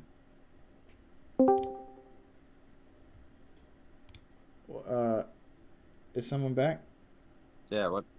Yeah, that's too much on my PC, bruh. That thing was straining my PC out. Bro, I was about to say it. Oh, never mind. I disconnected my own Discord on accident. Okay. I thought it was Spotify, and I closed it out. It's got a little green flashing light. Damn. Yeah, if it was too much on your PC, I could tell it was lagging a little bit. Yeah, it's a lot. It's a lot. But I don't have the best PC. Someone give me what's a good Star Wars game? Someone throw one out, one of the older ones. I'll download any of them right now. PlayStation 2 or GameCube, I don't care.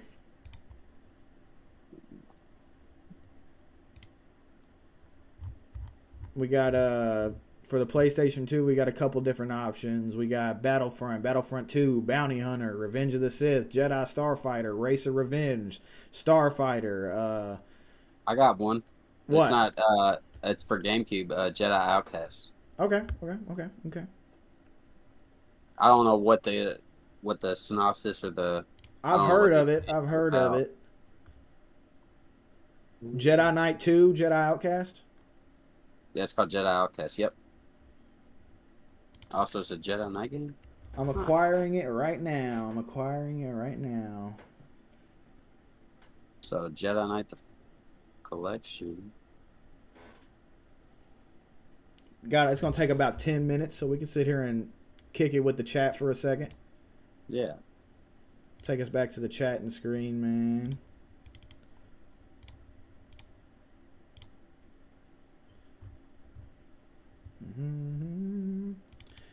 Chat. We love you, chat. Chat, we love you, chat. Oh, what the? MacGyver said Republic Commando. I haven't heard of that one. Yeah, it was lagging bad. Unfortunately, that's going to have to be like if we're going to stream Battlefront 2, Stan is going to have to come over to my house one day, and we're going to have to stream it from the Xbox on Twitch. That's fine. We'll be there soon. Yeah, we are currently... all right, I had to make sure my room wasn't a disaster. We are currently trying to turn this room into the official, like... Jedi Temple dog Jedi house. Temple dog, like just the studio basically. We wanna do these shows in person. This is just what we're settling for now. Right.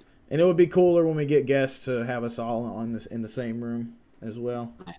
Yeah, it's coming. Give it a couple months. It is indeed coming. It is indeed coming. Coming and farting.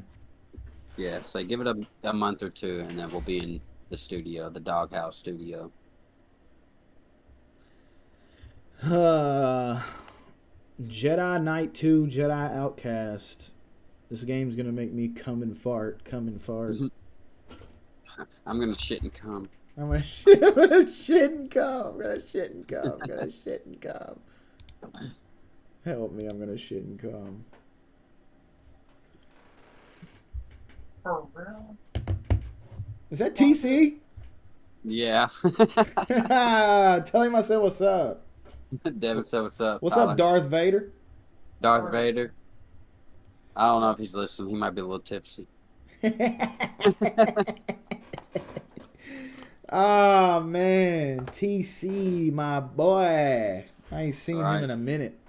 Yeah, we're talking about you, buddy. He said, Tell him I said, when's he gonna come on the podcast, man? Devin said, when you gonna come on the podcast? You were gonna play Darth Vader, dog. You gotta come on.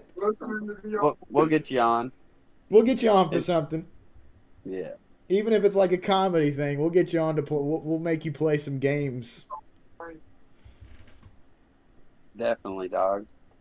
Lori says, "Hey, TC, bro, what's up?"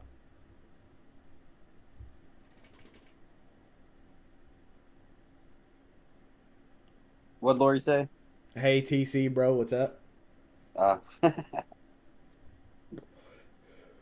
I'm sorry, I got my headphones on, so they can't hear me or hear you at least. But No, you're good. You're good. We only got a couple more minutes left on.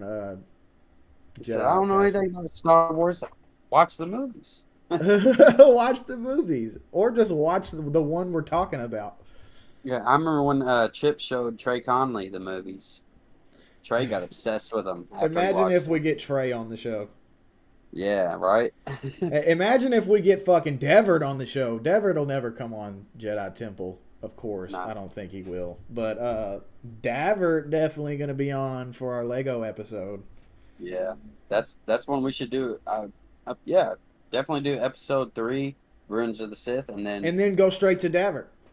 Yeah. What do you think, Daver? You think you can get a Wednesday, man? You can get a Wednesday off one day, or get off early one day, something like that, and come be on the show, man. Yeah. You got a doctor's appointment 3 weeks from now. Yeah, you got a doctor's appointment. Well, 2 weeks, because next week is so. Yeah, 2 weeks from now, Yeah. try to get a Wednesday, man, and we'll do that Lego episode. Let me check on They download. actually just they just announced not Star Wars a Batman Lego set. It's like $500. Really? Yeah, it's crazy. A Batman Lego set, and it's $500. Unless it was just like a little Instagram. Oh no, so Lego Lego. There's a few. It looks like this isn't the one I was looking at though. These are all like Batmobiles, but they're around $300 to $500. McFarlane Toys just came out with a Batmobile and a Batwing that are like huge for like, I think they're like $80 a piece, man. And they look Really? good. Damn. Davin says, I'm down. Lori says, get Trey, TC, and Chip, and Emperor Guyver on live. That would be a wacky panel. That would be a wacky panel. We'll definitely have to split it up. Yeah, because I don't want to try to have more than 2 guests on at a time simply because of having to keep up with everybody's camera and all the logistics and shit. At least until I get another monitor. Yeah. No, I agree. All right, guys, we're about halfway through the download on Jedi Knight. We got 5 minutes left. I'm going to go take a whiz. I shall return. I shall return of the Jedi.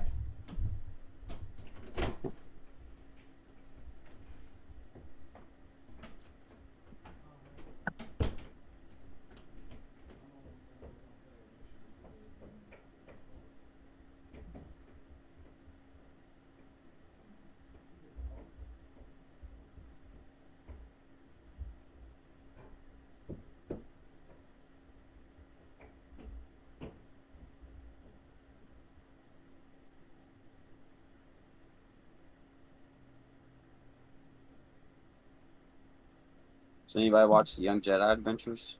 It's a kid's show, but it's based in the High Republic era. I think I've watched the first 3 episodes.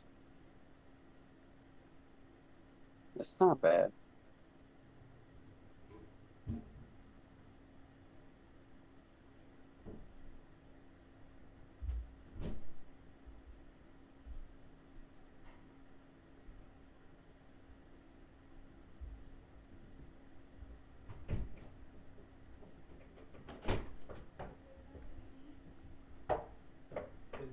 Is it warm right now?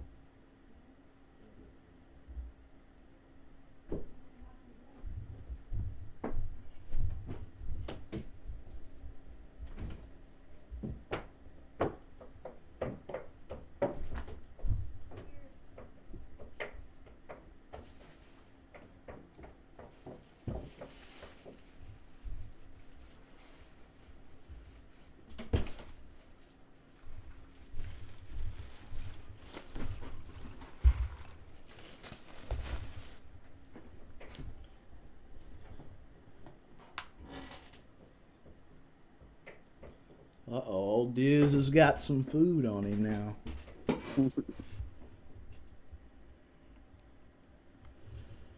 I still need to catch up on some stuff. Yeah, I was thinking. Yeah, I was bringing up the Young Jedi Adventures. Oh, the show? Yeah. Are you finished with it? No, I haven't finished it, but I'm really excited the fact that it's in the High Republic era. Oh Even though it's a kid's show, it's just like that's the only thing we have right now on the High Republic in era. that era, yeah. Yeah. So I do want to see if they bring Kai Brightstar into any other Star Wars stuff in the future. That would be cool. I mean, you know how they work. I'm sure they'll work him in somewhere. Right. Damn it, they didn't give me a fork. Son of a gun.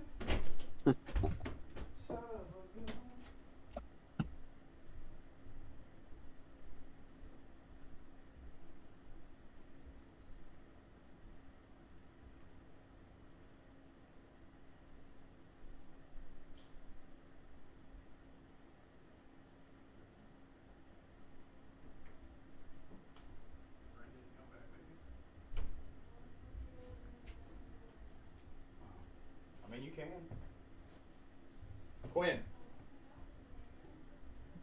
All right. Get out.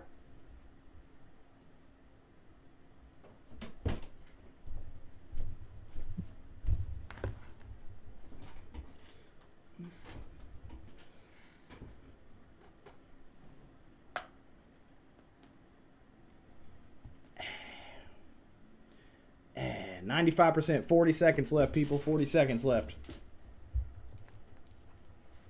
Got some. So a little synopsis is so Jedi Outcast, you're playing as Kyle Katarn or Katarn, an agent of the New Republic. And all it says is use your lightsaber and the full power of the Force to combat a new evil plaguing the galaxy. Huh. Okay. I guess Kyle we'll see. Kyle Katarn. I assume that's how you would pronounce it.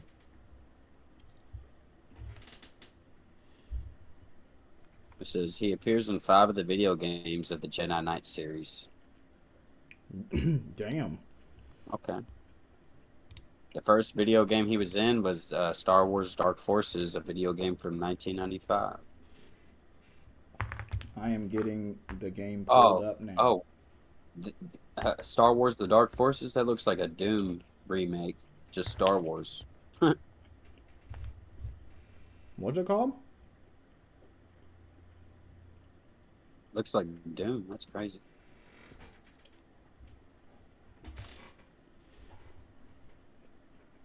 Dark Forces. Huh.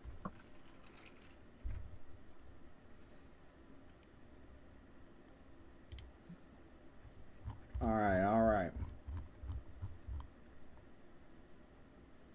What?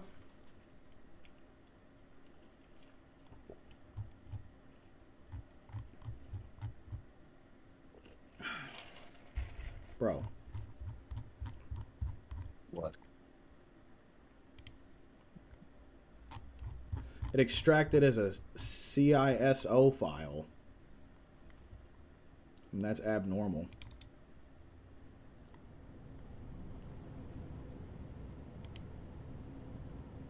I don't know, bro. It's looking like the universe doesn't want us to play a game tonight. Yeah. It's a compressed ISO. So you could try changing the extension to an ISO and transferring it to the drive, but I don't know. That sounds like a lot just to stream that game. Yeah. If it was just an ISO file, then you could you could launch it with Magic ISO or something. But it's a compressed ISO, so you have to extract it, and then you have to use I don't even know what this is, a WBFS manager. That would tell you if it's compressed correctly or not. I don't know. Or it might be a RAW or a zip. You can just extract it using WinRAR and then try launching it. I don't know.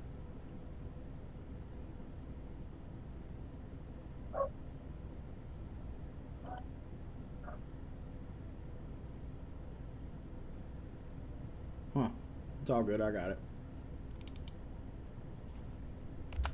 I got it working for us. Hell yeah. To the game room we go.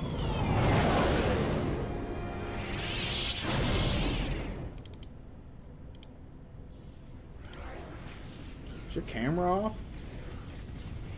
No, it shouldn't be. Oh, hold on. I think I know the problem. I'm gonna have to.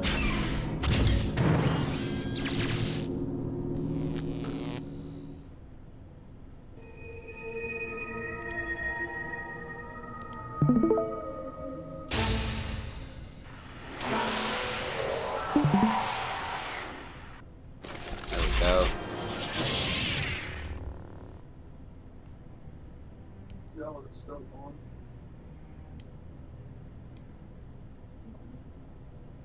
Jedi Knight 2.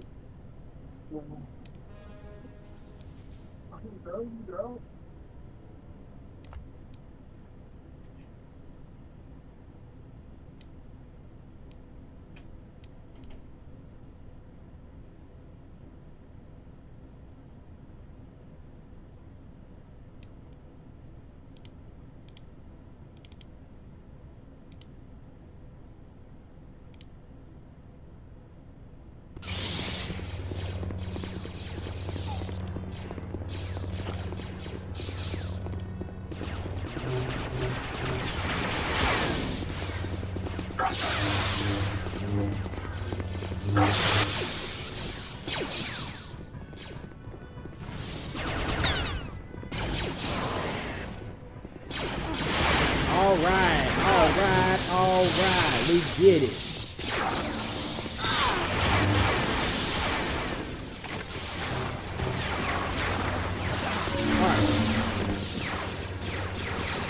Is it lagging for you or just me? It's not lagging for me. Okay, it might just be me then. Look at it from the stream. Hey, I said no. Okay. Sorry, I just gotta turn the game down a little bit. Because it's a little loud.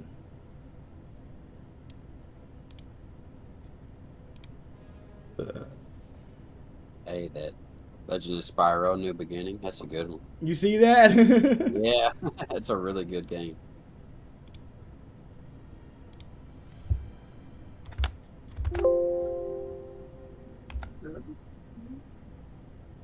You sure? Alright. We're finally jumping into this, man. We're going Padawan, Jedi, or Jedi Knight for the difficulty. I say Jedi just to be safe. Mm-hmm. It's up to you. I'm gonna go normal. The Kijim Outpost? Or Kijim Outpost?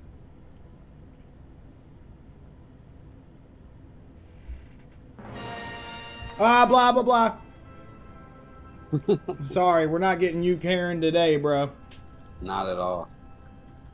I don't want this shit to go offline. Nope. Again.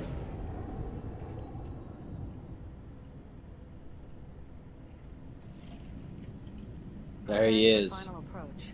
Whatever's causing those transmissions. The is main not showing up character. on any of the sensors. This Imperial outpost looks as abandoned as reported.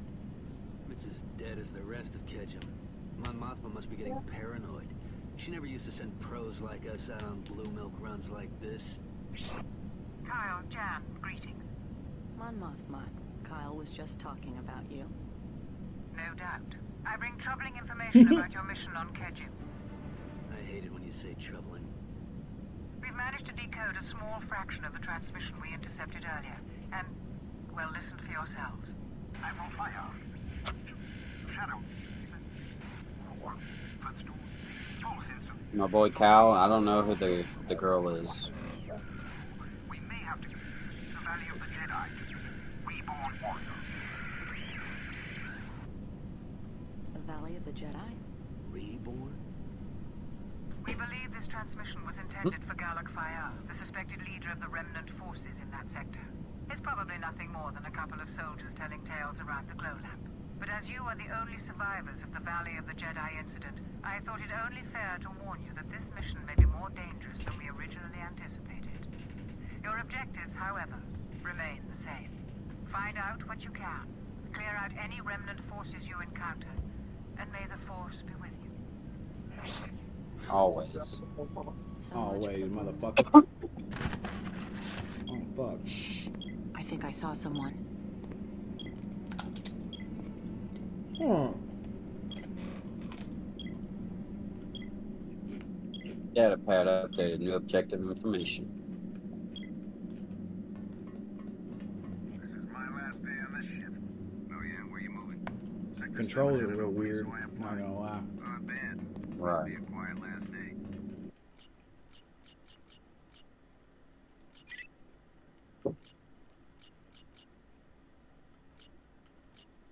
Okay.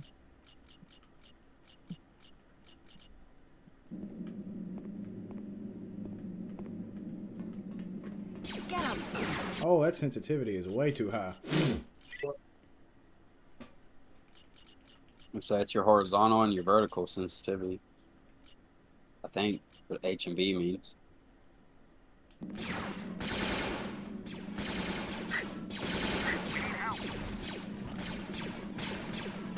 What? I'm shooting him.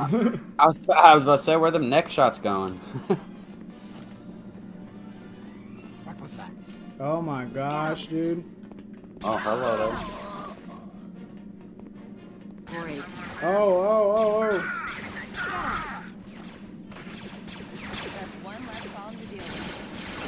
Oh, RB's fucking okay. Nice. So you're about, yeah, you got 87 health. You're good. But now, 83. That's one less problem to deal with. Hey. I think somebody's shooting at you. I'm trying to figure out the controls here. What the hell?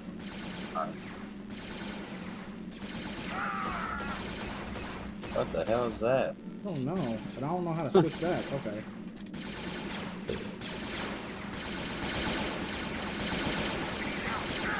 Motherfucker. Alright. Blasters aren't going to do much good against that. I'll see if I can find a way to get the door open. Wait here, Jan. Maybe do that.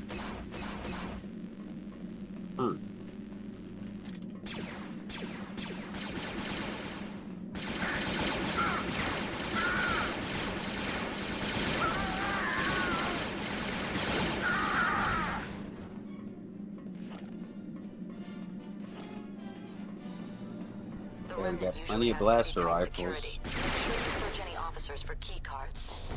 Key card, okay. It's the obvious route. How many shots does it take to kill these guys? At least 7.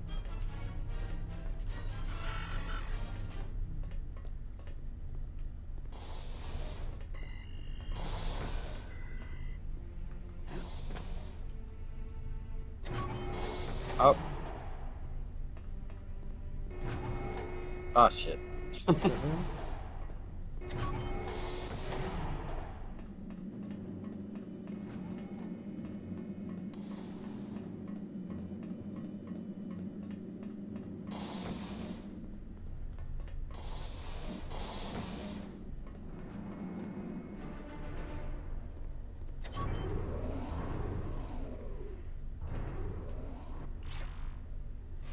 Perimeter defenses online.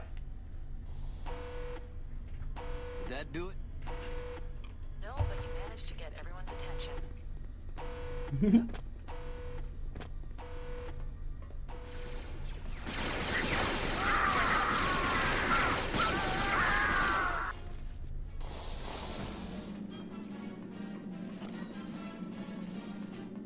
Bro.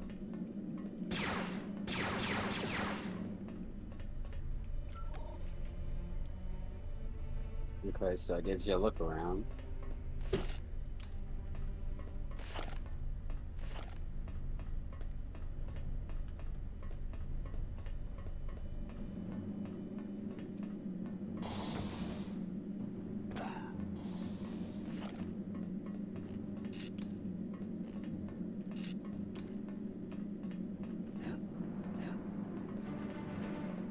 I don't know. Yeah, I'm kind of confused too. Chat, y'all, did I miss something? Y'all see something I missed?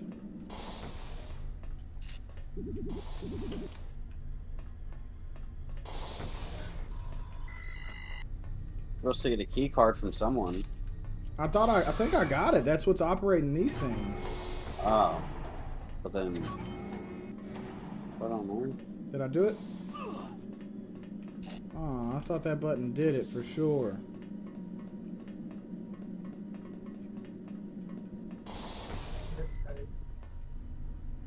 Oh my god!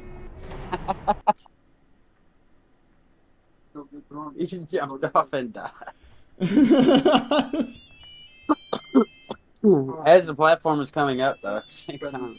As game? No, bro, I'm not coming in. You've got me messed up.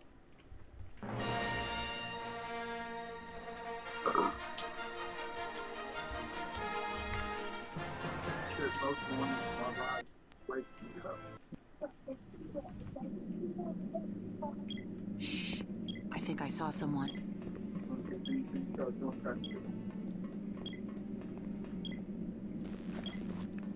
It's making me restart. Really? I was trying to look up what... Oh, man. Alright, so... Well, after this part, what I found out is when you get the key card, you have to head up the lift to the command center and activate the turbo laser, then use that to blow open the blast door. Oh, so I'd already did it. Okay. Yeah, it says head up to the left to the command center and activate the turbo blazer. Then use that to blow open the blasting door. I don't know.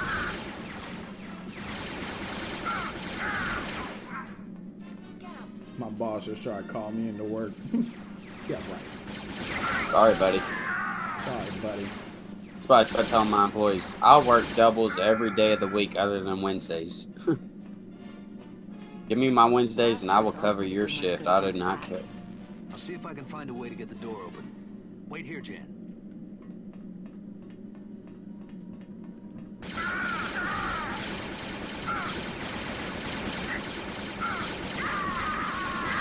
Whose side are you on? Shut up. The remnant usually has pretty tight security. Make sure you switch any officers with key cards. I got the key card. Oh, you good? All right, so go up, go into here, hit this thing, turn this thing on, and then go shoot the door with that, right? Yeah, that's what it says. Because you don't use the key card at the big door, you blow the door Oh my god, down. I have got to turn up that.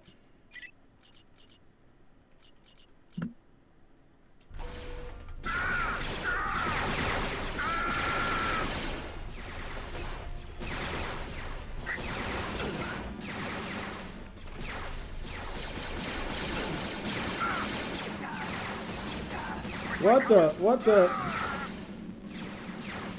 Come on, let me switch. We could electrocute his ass real quick. Okay. Yeah, get in that thing if you can. And blow that door down. Yeah. Nice. There it is. One way to do it. Cool. Awesome.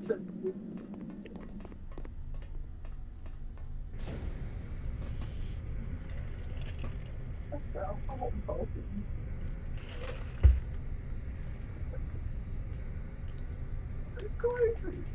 Stay here, Jan. Cover our back. Okay, I'll wait here. Don't take all day. You can't escape. Get him!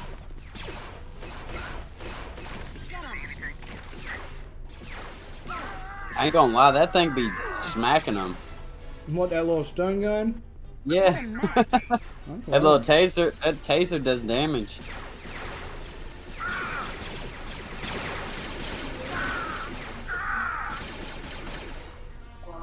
How many E11 blast rifles do you have at this point?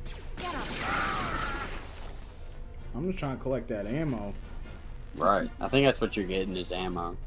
I don't think It so. just I ran says- over him and didn't give me nothing. It keeps I saying got a you're getting the grenade. and some batteries. Am I supposed to go? Where am I supposed to go? Hopefully, there it goes. Yeah. Oh, she's cool. That's the one that's been following you. That's locked. I guess all the red ones are locked.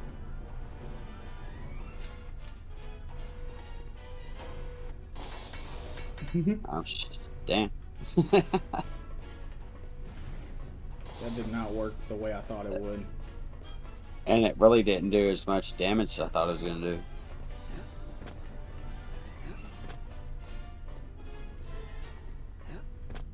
Bro, I really want that, whatever that is. I don't know what the hell to do now. Why are games so hard, man? I suck at video games. So we don't have that walkthrough. I said, all right.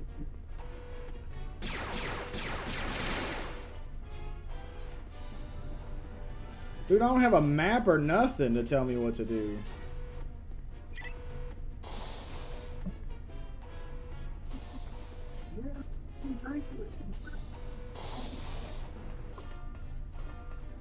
Oh, Figure it out. there was a hole in the ground. Ah, what the hell? Oh my gosh. Hey, now, what the hell, Bro! It literally Alright, well, told we know not to... What the fuck? It's gonna make you restart from the beginning? I hope not, bro. Yeah.